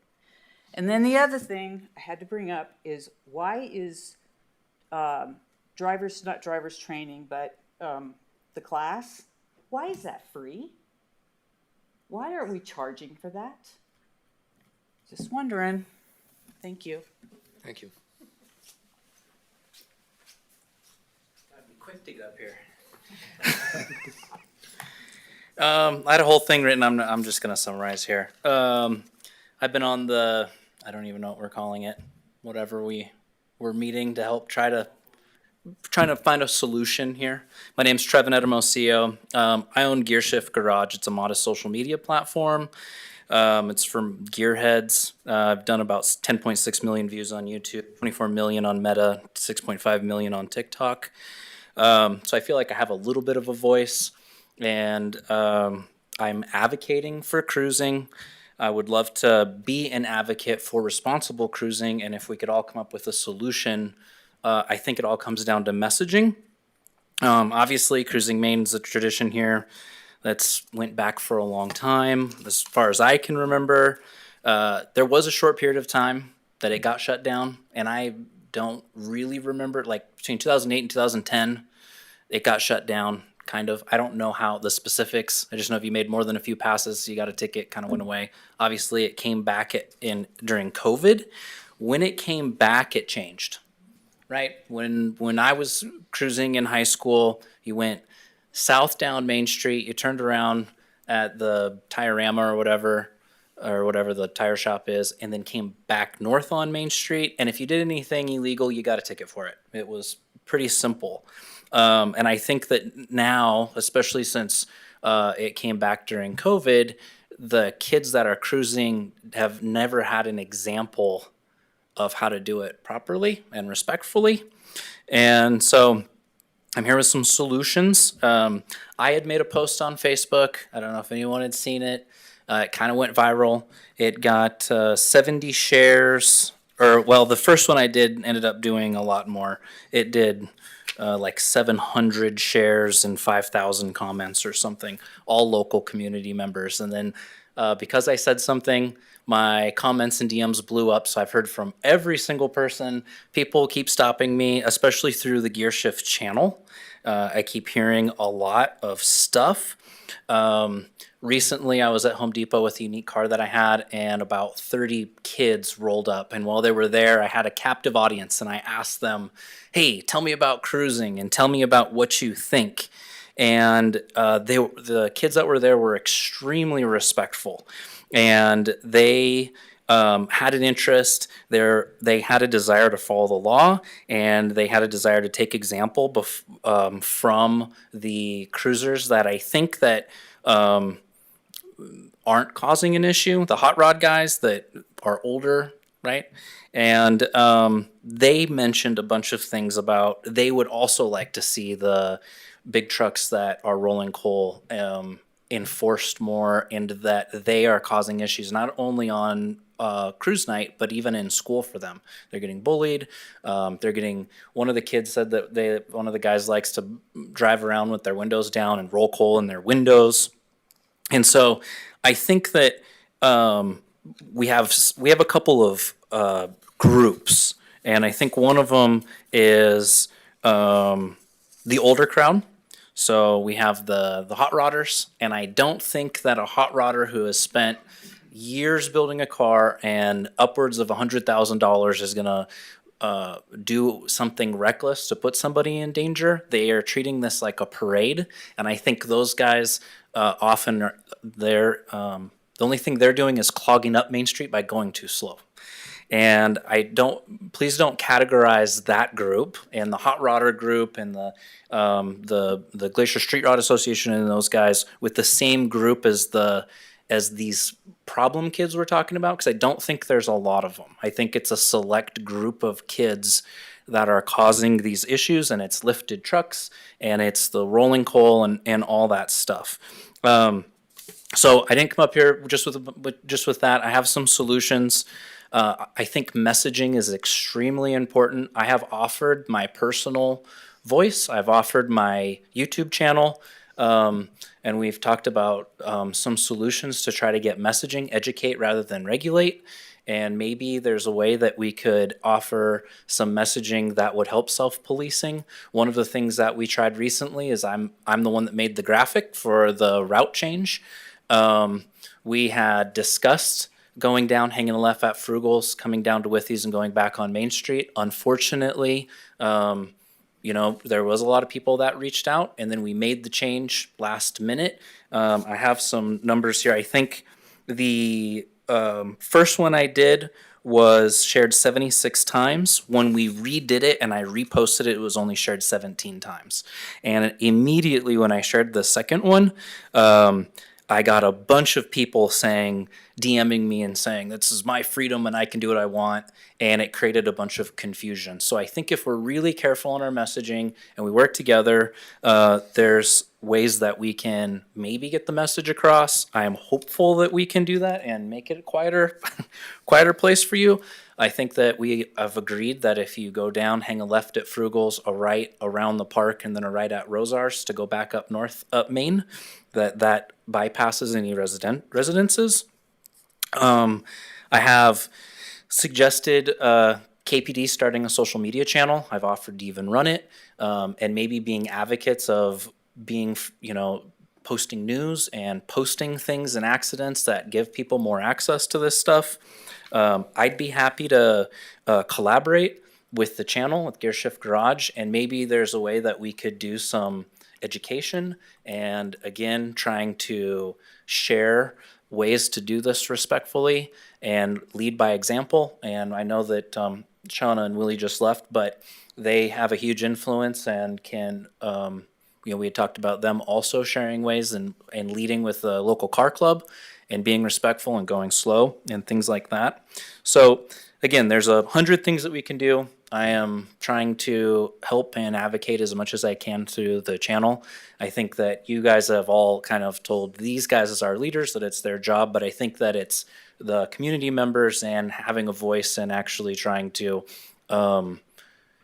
educate and change the paradigm shift and really show these guys that what they're doing is disrespectful and maybe we could get some more policing. Again, I'm hopeful. If it doesn't work, we'll move on. But I just wanted to come up here and let everybody know that I'm happy to share the channel and resources and social media.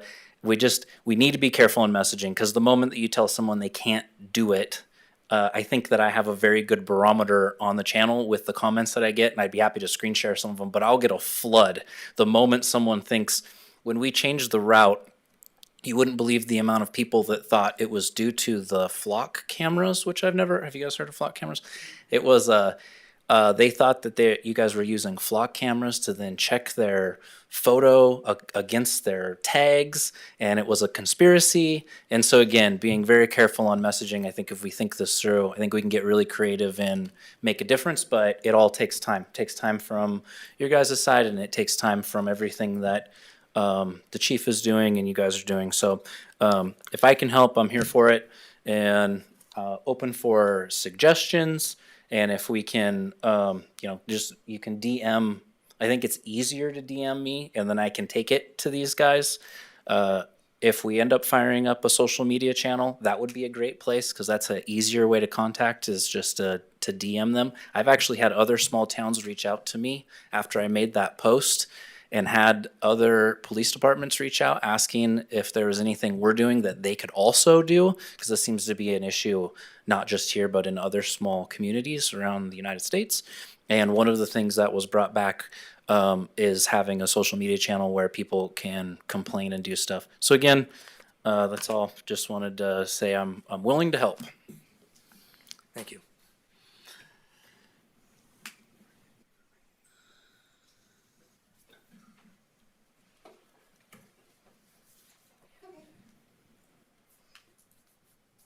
You all will bear with me, please.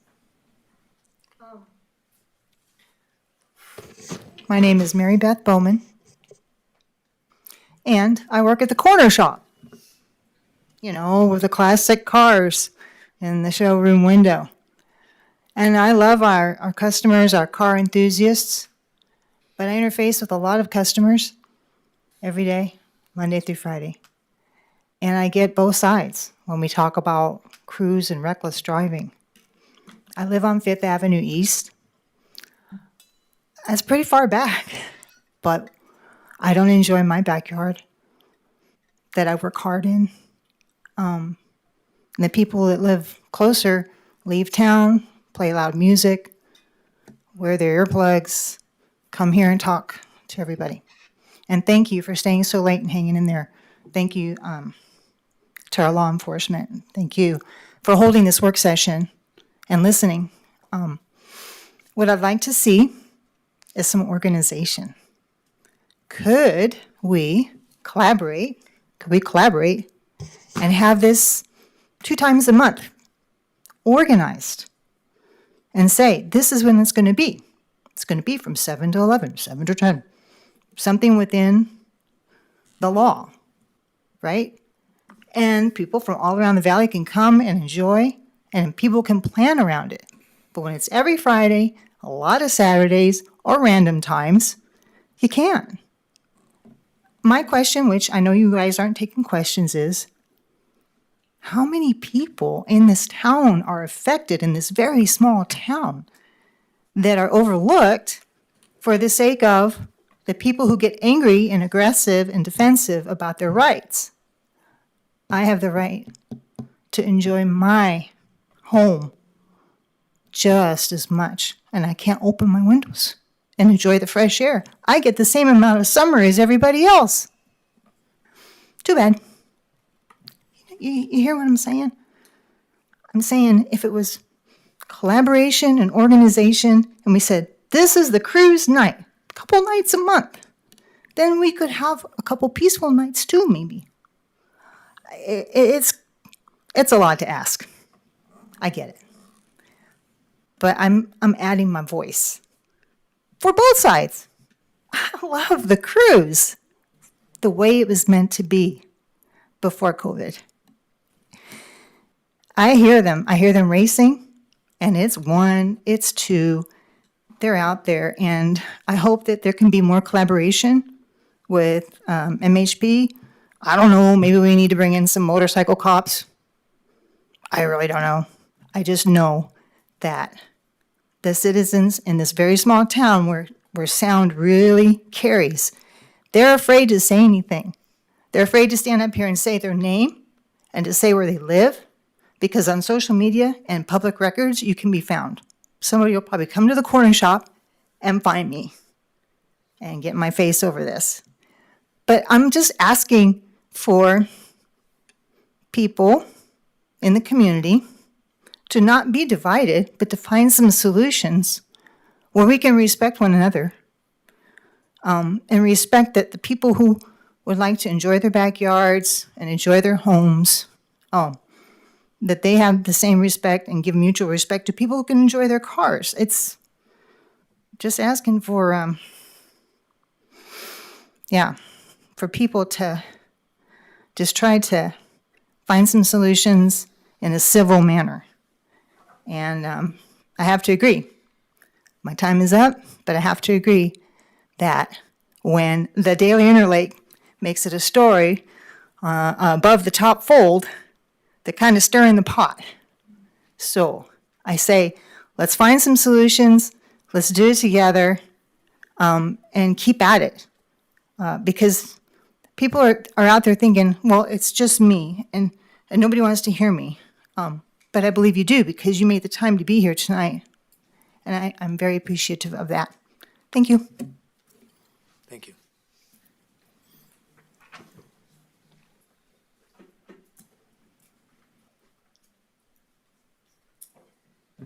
Good afternoon, good evening. My name is Mrs. Roscoe. I live at South Woodland Drive. I've lived in Montana and in the Flathead County off and on for almost 60 years. And I grew up in Whitefish, Montana. And I can tell you, I lived 3.5 blocks away from that rail yard.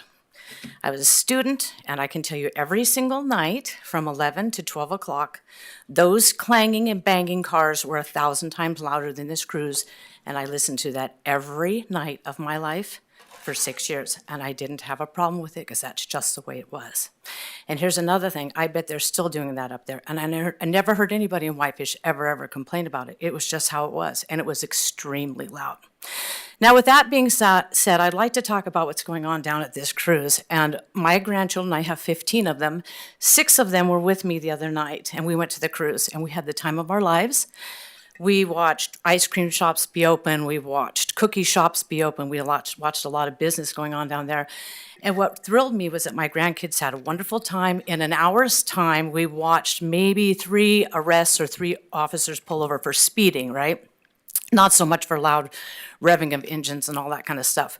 What really bothered me was a year or 2 years ago was when the whole police force, or 9/10 of them or 8/10 of them, were over at the Flathead Warming Center. That hasn't come up in this conversation. And the problem was, it was packed over there using our tax dollars for the police to be over there. At least there's a good result with this, right? There's entertainment for kids. There's people are having businesses are open. People are having a good time in the open air and so forth and so on. So with that being said, I'm thankful for this cruise. Well, I lived within Whitefish. To me, having this once every Friday night is fine with me. I have no problem if it goes on 3 or 4 hours. What I'm not fine with, and what I think the suggestion should be, because I have 15 grandkids, and I've seen this because I live on South Woodland, I live close to the east side. What I think should happen is that part of that police force should be spending more time, not so much even on the west side, but on that east side, because during the day, people race down there. During parades, people race down there. There's a lot going on that east side, not just on those nights. That's where I think the danger is, because you have kids on bikes, you have little kids that are out and about, and so forth and so on. I think that's a real safety measure, is tiny children, those things. I'd like to see the police force split up and have more police over there, especially during that cruise night. Now, here's something I want to say. Take this for what it is. I know that there's public record laws, and I would just like to say that I did speak to one of the members who's the head of this cruise the other evening, and he did share with me that they were coming up with solutions. They were talking with the police, the heads of the cruise, and the mayor. I'm not real sure if that's okay with public record laws. I'm just throwing that out there for what it's worth. Thank you for your time. Have a good evening. Thank you.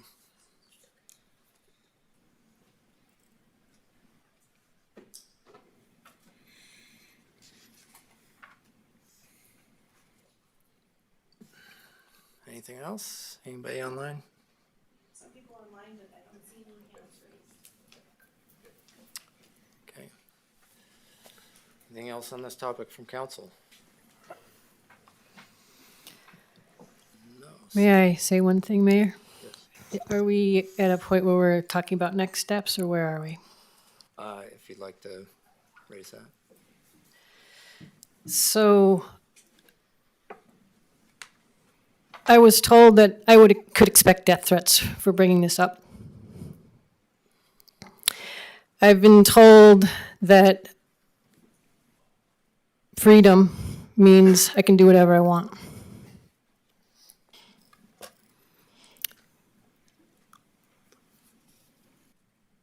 Freedom forgets, when it's defined that way, about the social compact, that we are a community of more than one.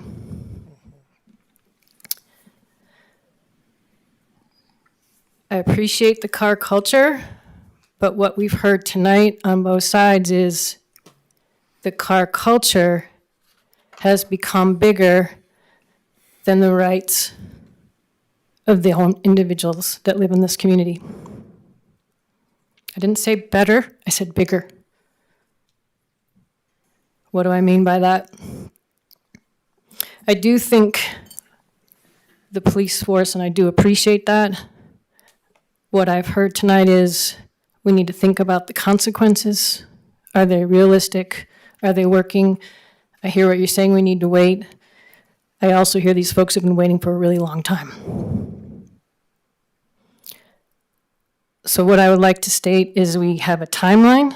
When is this police force working? Are the consequences sufficient enough to manage the behaviors? On the flip side, all right, I hear you. Thank you for being willing to talk about the car culture, but it's bigger than it can be managed. So I really appreciate the speaker who said, can we focus on 1 night, 2 nights a week, get a handle on this. I don't see joy in it. I was down there. I did not see joy. I was terrified. And I did wonder why they were taking up the bike lanes. And I have actually gone and done some research and talked to some adolescents. I have 2 20-year-olds. I've been a teacher. I have some things about State Farm insurance that explains about the driver's ed. That's a very complicated story. Education does not change behavior. Emotional commitment changes behavior. That's the research. So what I would say is there are things we can think about in terms of culture, but those young students told me that Albertsons was closed down as a parking lot. That's where they went. So they're moving on. So places in the community have already figured out that they're closing down access. So when I hear, what are we doing? Yeah, I think we should be closing down access to some of these places. Try some things, take some data, figure it out with what is our goal. That's the part I'm confused about. Freedom. Are we working on freedom for anyone to do whatever they want? Well, I'm a taxpayer and I'm tired of paying for the rest of the county to come here while I pay for my police force that they're not paying for. So I think we need to think about this. This is an expensive proposition we're talking about here. Time and a half adds up fast. So it makes me frustrated that I have people coming from outside the community saying, this is how I want to enjoy myself, but I want you to manage the behavior that's reckless. What is your personal responsibility? You want the freedom, responsibility comes with it. I know this is a really hard time in America right now for these two concepts, but we have an opportunity here in Kalispell. There's some really great things going on here. Can we manage it? So here's my very long request to the city and the staff. Can we please have a set of circumstances where we lay down, we're going to try A for this long, this is what successes look like. If it's not there, we'll try B. We've been given some great solutions, some of which, the drag strip is great, they do it all over, but it's liability, it's cost. And have been a K-12 teacher managing behavior, that's hard. And it comes with a lot of responsibility. It's not that simple. I would take you back to what Mr. Silas said, where the families, if that's what they want to do, then get together in your community and work that out. The city of Kalispell cannot do everything, but we are tasked with creating a safe environment. Reckless driving is not safe. So can we focus on the reckless driving? And then it sounds great that Kalispell Cruise is looking at what does freedom look like? What does car culture look like? What does it look like when it's not so big that there's no space for anything else? That's all I hear people asking for is, I just want a little space to sit on my deck. I close my windows, it's way too loud. This is not a quiet town. And no, Councilor Dowd, I do not want people angry at me. I want people to come forward with solutions and to be reasonable about what it means to live in a community. And I am sorry that the police is being stuck with a lot of this.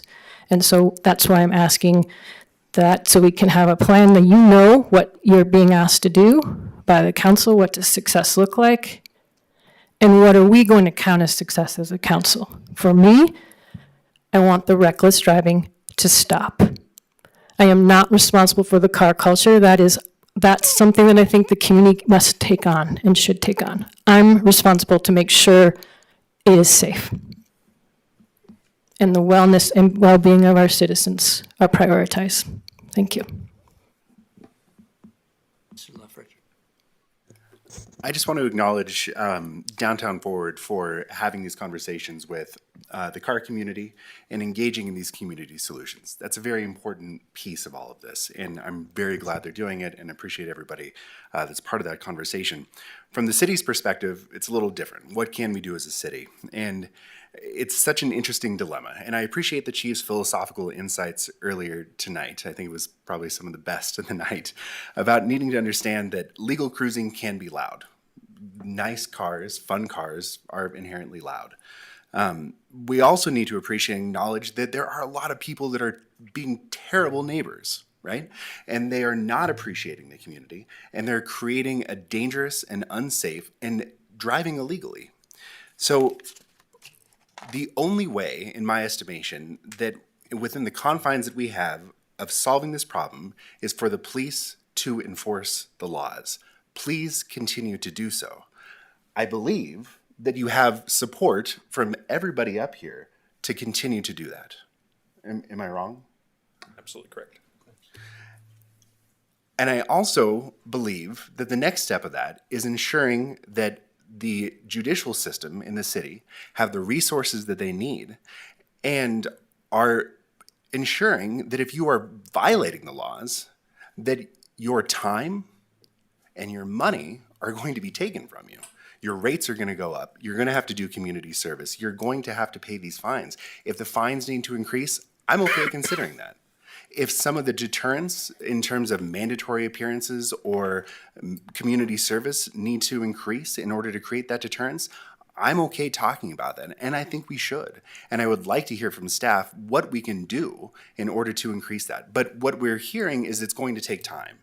It's going to take time for these folks to be caught. We're not seeing a lot of repeat offenders, but we're seeing new people, right? You're getting caught. And then they're going to go through the judicial system, and then this winter their rates are going to go up. And they're going to say, oh, that wasn't a great idea. Maybe I won't do that again. This is going to take time. And you have council's support to do so. Please continue to do what you do, and appreciate everybody's time tonight, and especially everybody coming and chatting and sharing their concerns. I share them all. I live on 5th Avenue East. This is, it's bugged me for years. And the more we talk about it, the more we realize that there are confines of what the city can do. So what can we do? Deter lawless behavior. So let's do that. Let's continue to do it. Mr. Waterman. Thank you all. Thank you, Lisa, for asking to have this conversation. I think it's really important. I think that, again, I hope law enforcement and staff here, you have council support on what we can do, and we want to see some action, some solutions. When it comes down to some of the car culture and some of what we can do, I really appreciate that partnership there because, well, as a fan of Dr. Seuss and Cat in the Hat, I mean, there's a quote there that is, it's fun to have fun, but you have to know how. So I think that it is really important that we have that partnership and that there is that community culture that is building up, because there is a responsibility and there can be a responsible car culture that's here. But I support where council is going, that the reckless behavior and the lawless behavior, we're here to support enforcement.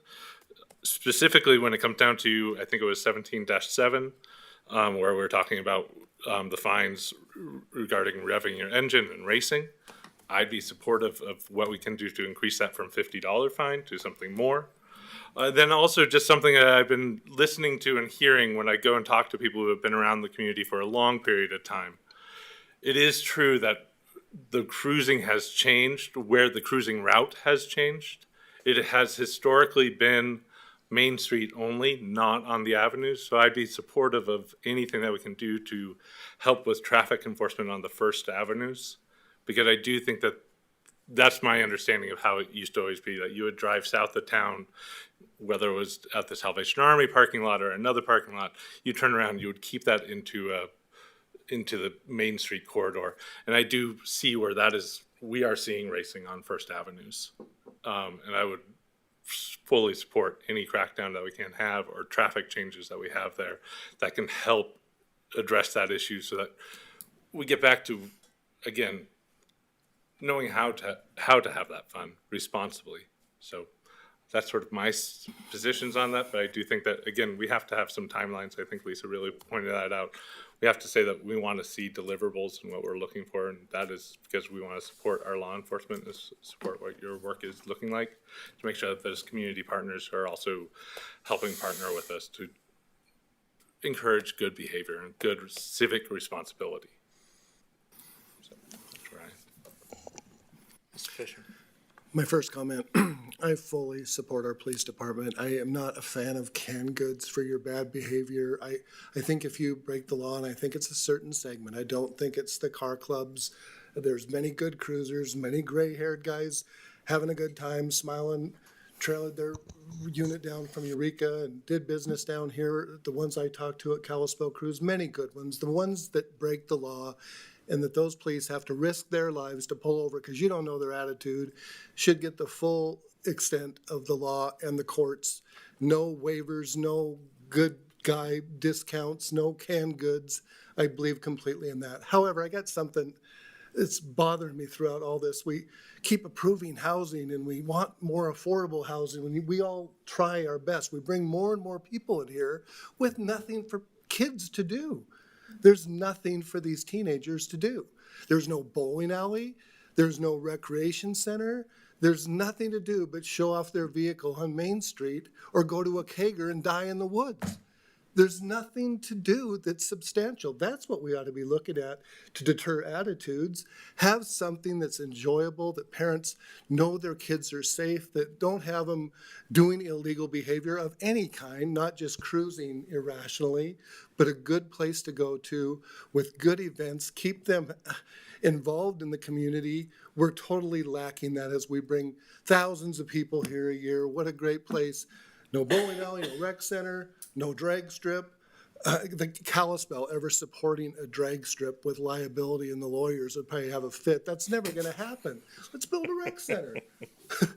Up the fines for the idiots and build a rec center. End of rant. Thank you, Your Honor.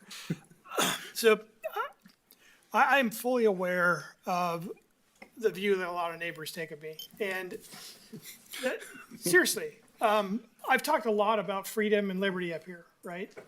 The flip side of that, and just as equally important, is self-responsibility. And believe it or not, the people that came up here and spoke out about the issues that they're having in their neighborhood with the noise, the people hanging out in the park after hours doing questionable things, dragging down First Avenue, whatever. You are the people that I want to work with. I understand that you don't feel comfortable maybe coming to talk to me, but you are specifically the ones I want to work with, because I totally have the car culture. I'm in sync with those guys. I know what they think. I know what their solutions are, what they want. I want this other side, right? Because right now we have two factions. We have the people that are against the cruise, and we have the people that are for the cruise, right? And nobody's working together to try to solve anything other than downtown forward. And, we're desperately trying up here.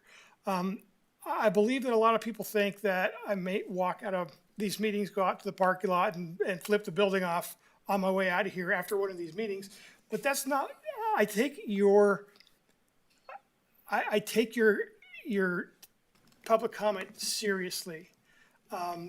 Unfortunately, the ones that always want to work with me are usually on the other side of this issue. So I know that side very well. I want to understand, and I want to look for solutions on this side as well. Some of the things that we've done in the past, we had a gentleman that came here 2 or 3 times, actually probably 10 times over a few months period of time, talking about a parking lot that was a city parking lot that they were hanging out in. I think it was on 14th, or I can't remember exactly what it was, but we actually closed that thing down at a certain time at night, and it's enforced, and there's signage and everything. So if it's a public place, there are things that we can do, but believe me, when we impose things like that, there's a whole new set of people that are angry at us for whatever, right? So I want to find a solution to this.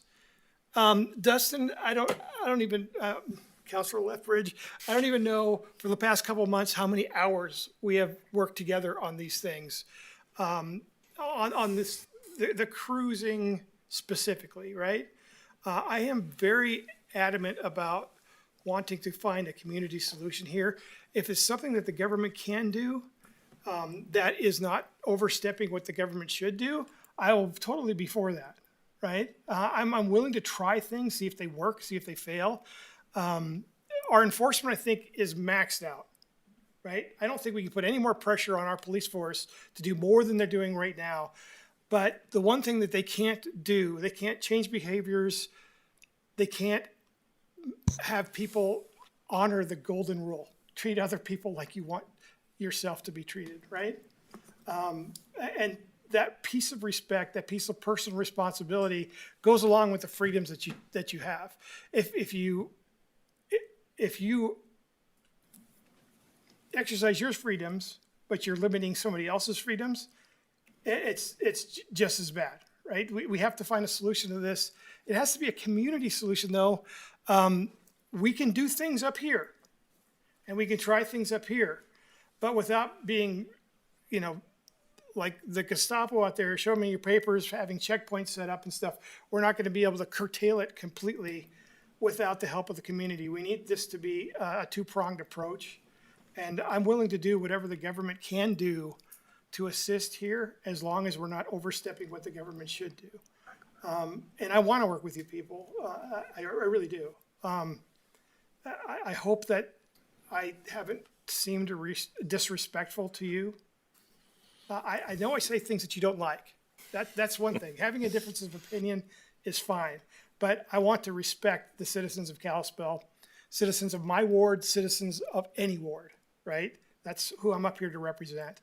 And believe it or not, there are a lot of people that cruise that are not from Kalispell, but there's some that are as well, right? So it's upholding the entire community. We have to work together on this from the community side. I've worked a little bit with the Downtown Forward. They unfortunately meet at a really bad time for me, but I try to make it, right? I'm not very good early in the morning.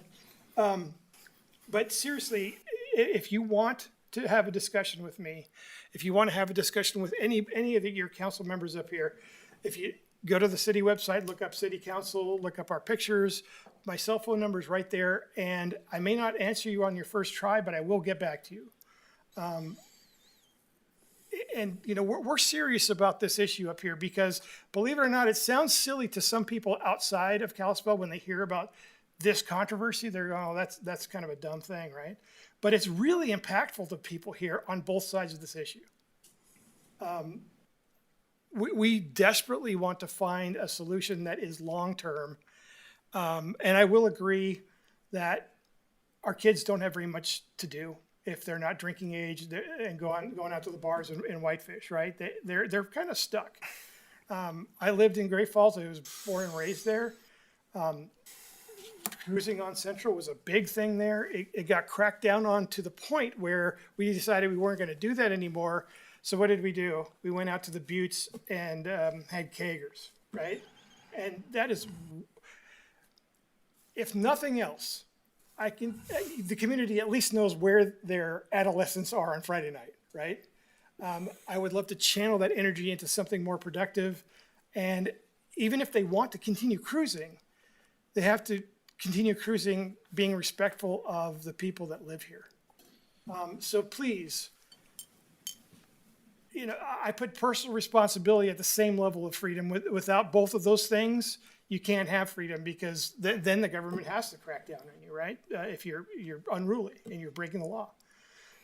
So anyway, please reach out to whoever your council member is that you trust. And if you can swing me to one of your ideas, then you probably have a pretty big win, because I'm naturally kind of on the other side of, we should be able to drive down the streets that we pay for, right?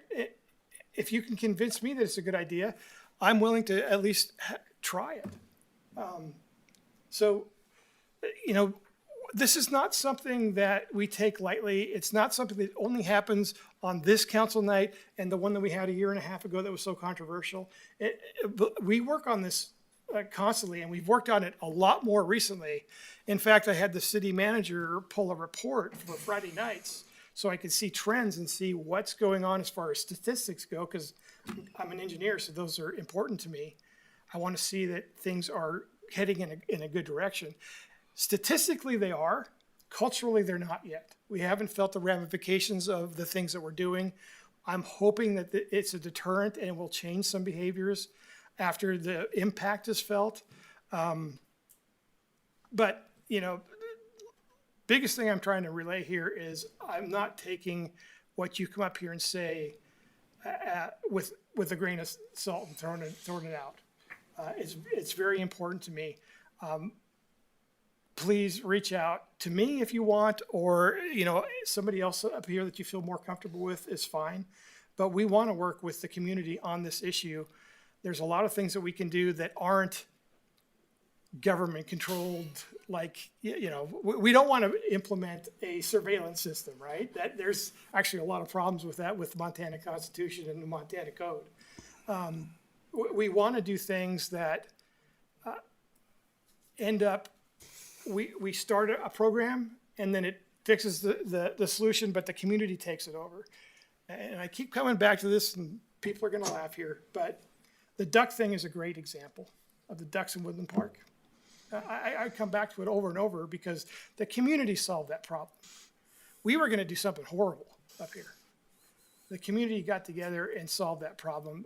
I would love to instigate that kind of solution for the cruise problem that we're having.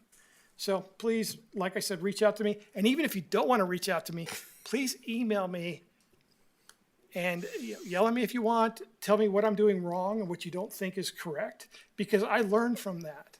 I'm on my second term up here, but I'm learning every single time that I sit down up here on a Monday night. So please help me to continue to learn. I want to know your perspective more. And Mr. Beebe, if you want to work with me specifically, I know that we've had discussions in the past. I'll be more than happy to sit down with you. And I really want to listen to solutions. So thank you for being here tonight. That's all I had. Thank you, Your Honor. Thank you, Your Honor. I'll try to keep it under 45 minutes.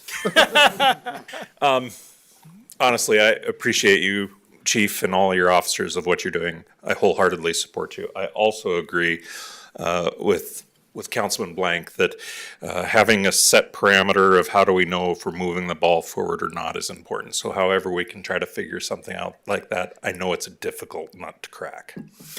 There is one other thing that I really wanted to, there's other things, but I won't go on like Councilman Dowd. Mr. Hammerstallow's comment of being able to offer for a web page or a social media outlet, I watch him, I follow him. He has a good following. He's a good level-headed guy, and I think that what he is offering really could be something that would help. So I would wholeheartedly support any kind of assistance from him that we could get. So other than that, that's all I had. I'll respond to a few of the public comments we received. I know it's getting late. First on driver's ed, had a few comments on that. Certainly a topic for folks who want to pursue that, to bring up with the superintendent of public schools and the school board. We don't have any authority with the schools in terms of what they offer in terms of driver's ed, so I want to clarify that. I think Mr. Fisher touched on the drag racing. I've heard that over and over again, that we sponsor some sort of drag racing in some location. But yeah, it takes one kid getting out of control and getting killed, and that's liability for the city, and that's certainly not gonna happen. So, I do hear this argument about we'd rather have kids, doing cruise than drinking in the woods or whatever, but what we're finding from some of the DUIs is that the kids are doing both, and that's a problem. So in terms of some of the ideas, the parking lot at the parking lots on either side of the courthouse, are those under city jurisdiction? No, the main one that folks are talking about is a private parking lot that we've worked with extensively to try to get shut down, and they won't. That's the one at the Zinke office. What about the one at the courthouse there at our park? Yes. Those are city. So perhaps we could look at barricading that or in some way on, Friday evenings, preventing parking, because I know that is a source from public comment of a lot of teenage drinking and rowdiness, and kind of a spot where they're burning out, and it's on First in front of a lot of the neighbors who are complaining. That's kind of a big source of that disruption. I'd ask that we look at that as a possible idea. Thank you for the public comments on that. I thought that was a good suggestion. I know there was discussion about stop sign on First as a way to break up the racing on First, and I think some meetings ago I asked that we look at that. I know we have to meet the MUTCD guidelines and whatnot. Have we looked at that yet? I don't believe there's been an engineering study, but pretty sure that it would not meet any of the parameters to warrant a stop sign. We don't, per MUTCD, Manual of Uniform Traffic Control Devices, which also goes to city liability as well, You don't just put in a stop sign is there for a reason, not just traffic control to make somebody stop. So it would have to be warranted in order to do that. I've shared my opinion about that many times in the past. I'm not a big fan of the MUTCD guidelines being ironclad, and I think there's argument to be made that you can. To follow up on that, there will be a future work session, towards the end of the summer on traffic calming policy. So there is traffic calming that can be implemented that would be able to address certain issues like that. It may not necessarily be a stop sign, but it could be a narrowing of the road. There's a number of things that would be allowable under MUTCD or traffic calming measures that the city could look into. And there will be a future work session on that with the city council. Yes, thank you. Thank you for that.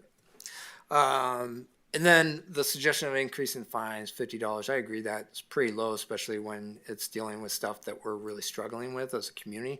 Would there be council support for raising that $50? Any suggestion as to, Mr. Waterman, you brought that up, as to what that number should be? And John has got some. Sorry, Mayor. Go ahead. I want to clarify on that.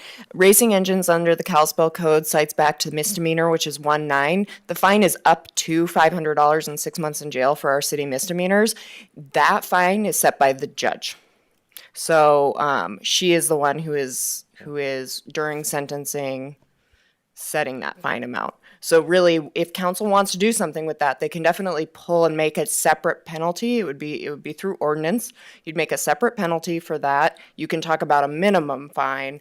I wouldn't recommend going over what our maximum is. Was there one? I thought I heard something that was $50. So she is, as far as I understand it, her initial fine for a racing engine 1 is $50. Okay, so we could establish a minimum. If you pull it out by ordinance and make a separate penalty, you can. Okay. Is there appetite for that? Do we want to think about that? I know it's late, but maybe some time before this is kind of our opportunity. If we want to do that, now would be probably the time to give direction to staff about whether we want to do that. I'd be supportive of that as an ordinance. Again, specifically, it is an issue that we've addressed or raised up, and it does seem to me that it would be nice to be able to set what that new minimum would be. Same. Seems like there's a little agreement there. I'd like to think about it a little bit. Exactly. I'd like to actually consider it for a little bit more than 5 minutes. But I am a fan of enforcing the fines that are on the books, certainly right now, but I'd like to look into that a little more. I suspect that the judge, if you get a repeat offender, it's not going to be $50 a second time. No, and I think it's kind of important to just understand sort of how this works on certain things. Is if she has kind of a set amount, that person could come in and they could what we call bond and forfeit at the window for $50. If somebody was to, let's say, go into an open court, contest it, maybe plead, or we wind up with actually like a guilty verdict on that, our office has a little bit of say in what can go into our recommendation for sentencing. So if we're ever in those situations, but I'm going to be honest with you, my office being in the courtroom doesn't see a lot of them, which makes me think that a lot of them go to the window for racing engines. So may I ask what you think would be a better next step in that regard? I mean, I think it's up to you as to whether or not you want to set a minimum. So that would be the best discussion to have, is what the minimum should be. I would say that this is, keep in mind, one of our enforcement mechanisms. If you feel that it's an important one, we can look at drafting up a penalty type change for that ordinance. Is there a way to look at if it's been successful in other communities so we don't just throw darts? But we can definitely reach out to other city attorneys' offices and other municipal courts and see if they have similar code and what they're doing with it. That would be my thought. Is there the ability to get rid of the bond and forfeit so there's a mandatory appearance? I think it's the judges tends to be the one who does mandatory appearance, and it generally has. I'm gonna defer to you. Do you have anything to say? Yeah, I would say that's up to the judge. Is there communication with the judge at all where there can be conveying that the council is concerned that $50 is not appropriate? So she's a neutral, independent department. She's elected official. We make recommendations through sentencing on specific cases, and that's how we communicate what our office is interested in those types of penalties. But keep in mind that your court is meant to be neutral, and your judge is meant to be neutral. No, absolutely. I certainly appreciate the neutrality. I was just wondering if, just conveying the conversation and that sort of thing. And our existing bond schedule and fines coincide with state law as they are now. Mayor, may I ask one more question? Chief, I just want to get some feedback from you because I'm very thankful for all the work you've been doing. Now that you've heard all of these thoughts, is there anything that feels or resonates with you in terms of what your resources are, how your interactions are with the public? Because you're on the front lines. I mean, I don't live downtown. This isn't about me, actually. It's about responding to public comment and what we've been getting. But I also know I don't live in your world either. You do. And so I'd love to just have a final, are we crazy? Does this seem, maybe I am just me crazy. That's okay. You can say that. I think the best question that was asked tonight is, what does success look like? Okay. And defining that so that we know if we're making progress. Okay. So I think we can get together with staff, try to have some measurements of how do we know we're being successful and be able to report back to council on whether or not we're seeing progress. Thank you. So I just want to get back to the minimum fine idea. I did see at the time kind of a majority of folks in favor. We could, if we came with the ordinance, that would give folks opportunity to think about it before there's a vote. But we had some additional conversations, so I want to make sure that we're still okay with. Keep in mind as well, at this point, any ordinance wouldn't be effective this season. So just keep that in mind that, by the time we're going to be into July here, an ordinance, putting those together in 30 days, second reading, 30 days to be effective, it wouldn't really be effective for this season to begin with. So if the council wanted to have more discussion on it in the future, there certainly would be time to do that. Otherwise, we're happy to put something together for council to consider as well. I would just say, Mr. Mayor, I spent an inordinate amount of time looking at the statutes and looking at the bond schedule, talking to staff, trying to figure out the best mechanism in order. What can we do in terms of an ordinance? I do believe that the fine schedule and some of those things are good options for this council to consider. But before we just say, let's do an ordinance with raising the fine for this particular thing, I think it's worthy of having a broader conversation about what that looks like and what the best solution is in order to have those deterrent. And as I've said many times this evening, we're in the process of seeing that deterrent actually kind of kick in. But if there's more that we can be doing, perhaps with the measure of success, I'm all in favor of it. But as I've heard from over here, I'm not necessarily in favor as of right now, just doing this one particular thing. But it is worthy of a larger conversation about that deterrent. So if we could have a draft ordinance consider at a future work session, as well as kind of some sort of, measure of success type outline of what that would be in a discussion of that at a future work session. Yeah, and it may not just be that, right? I mean, there may be the opportunity to have a greater degree of mandatory community service. I don't know. I know it's difficult with the city, but how about the fairgrounds? Would you like some? We take in a lot of community service workers at the fairgrounds. I mean, I'd love that. I'd love to expand that program inside of the city where we could send people off to go work at the fairgrounds to go shovel some, I don't know, you know what I mean? Paint buildings or whatever. And so my point is, I think that there is a broader conversation to have. And I do think that when we're talking about the deterrent and the law enforcement mechanism and what that looks like on the back end, there are things to do. I was saying the community service, volunteer community service is different than court ordered.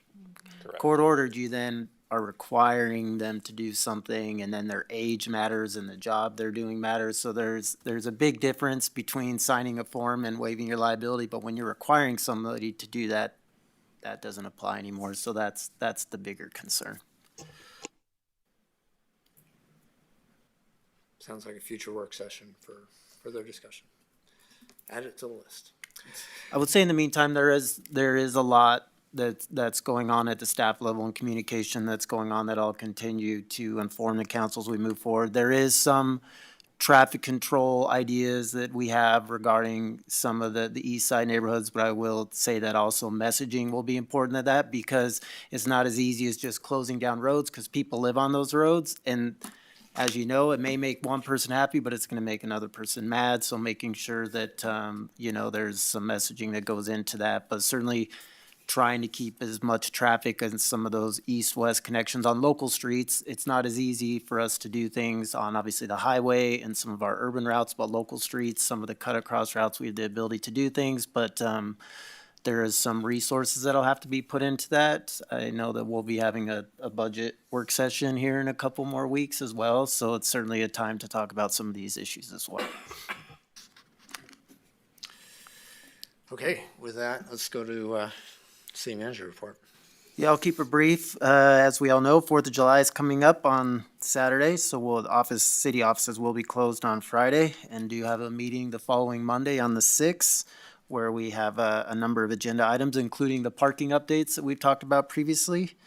And although it's 2 weeks out, just wanted to put it out there so council could put it on their schedule. I'll do a follow-up email on this, but we are going to be holding an open house at the Search and Rescue out on 3 Mile for the Fire Station 63. We've also done a notice out to that neighborhood where the fire station would be, trying to solicit some input from some of the neighboring property owners, and just moving forward with that. Council reports, we'll start with Ms. Gabriel. I don't think I have anything more to add. Thank you, Your Honor. Thank you. Just a quick thank you to everybody for this great discussion. There's been a lot to take in. It's certainly not something I'm an expert on, so this has been a lot of information, and it's been a lot of good discussion, and thank you, Chief and staff, for all your guys' hard work. I have nothing. I already said my piece. Again, thank you to the chief and to the staff for the conversations. I know that the e-bike issue is one of those that is emerging, but if we need to have enforcement on that, I'd be supportive to seeing that, because I am seeing that behavior change as we get more of these higher speed e-bikes out there. But also, it's 4th of July, so everybody be safe. Be safe, especially around fireworks. They aren't legal in city limits. Mr. Nunnally, you shared there's a good chance for everybody. I think there was a couple conversations about reading the Constitution. I did want to raise that our public library is going to be reading the Constitution after the 4th of July parade, the Declaration of Independence, sorry. Not the entire Constitution. But it will be, Declaration of Independence will be read at the public library after the 4th of July parade, and do hope to see everybody there. Nothing further. I'm going to be really brief. I first off would want to apologize for being long-winded before. If that bugged you, let me know. When we had this discussion a year and a half ago, we didn't have the enforcement resources we do now. This is our first pass. The first thing we wanted to tackle was the enforcement issue. We wanted to make sure that people knew that we did take the laws that are on the books seriously. So this is the very first piece of this. There's a lot of other pieces that need to fall in place for a solution. By the way, your government is slow in plotting, and you want us to be that way. But if we do get the federal grant that we're looking for the now slimmed down downtown plan, there will be a roundabout at 13th Street.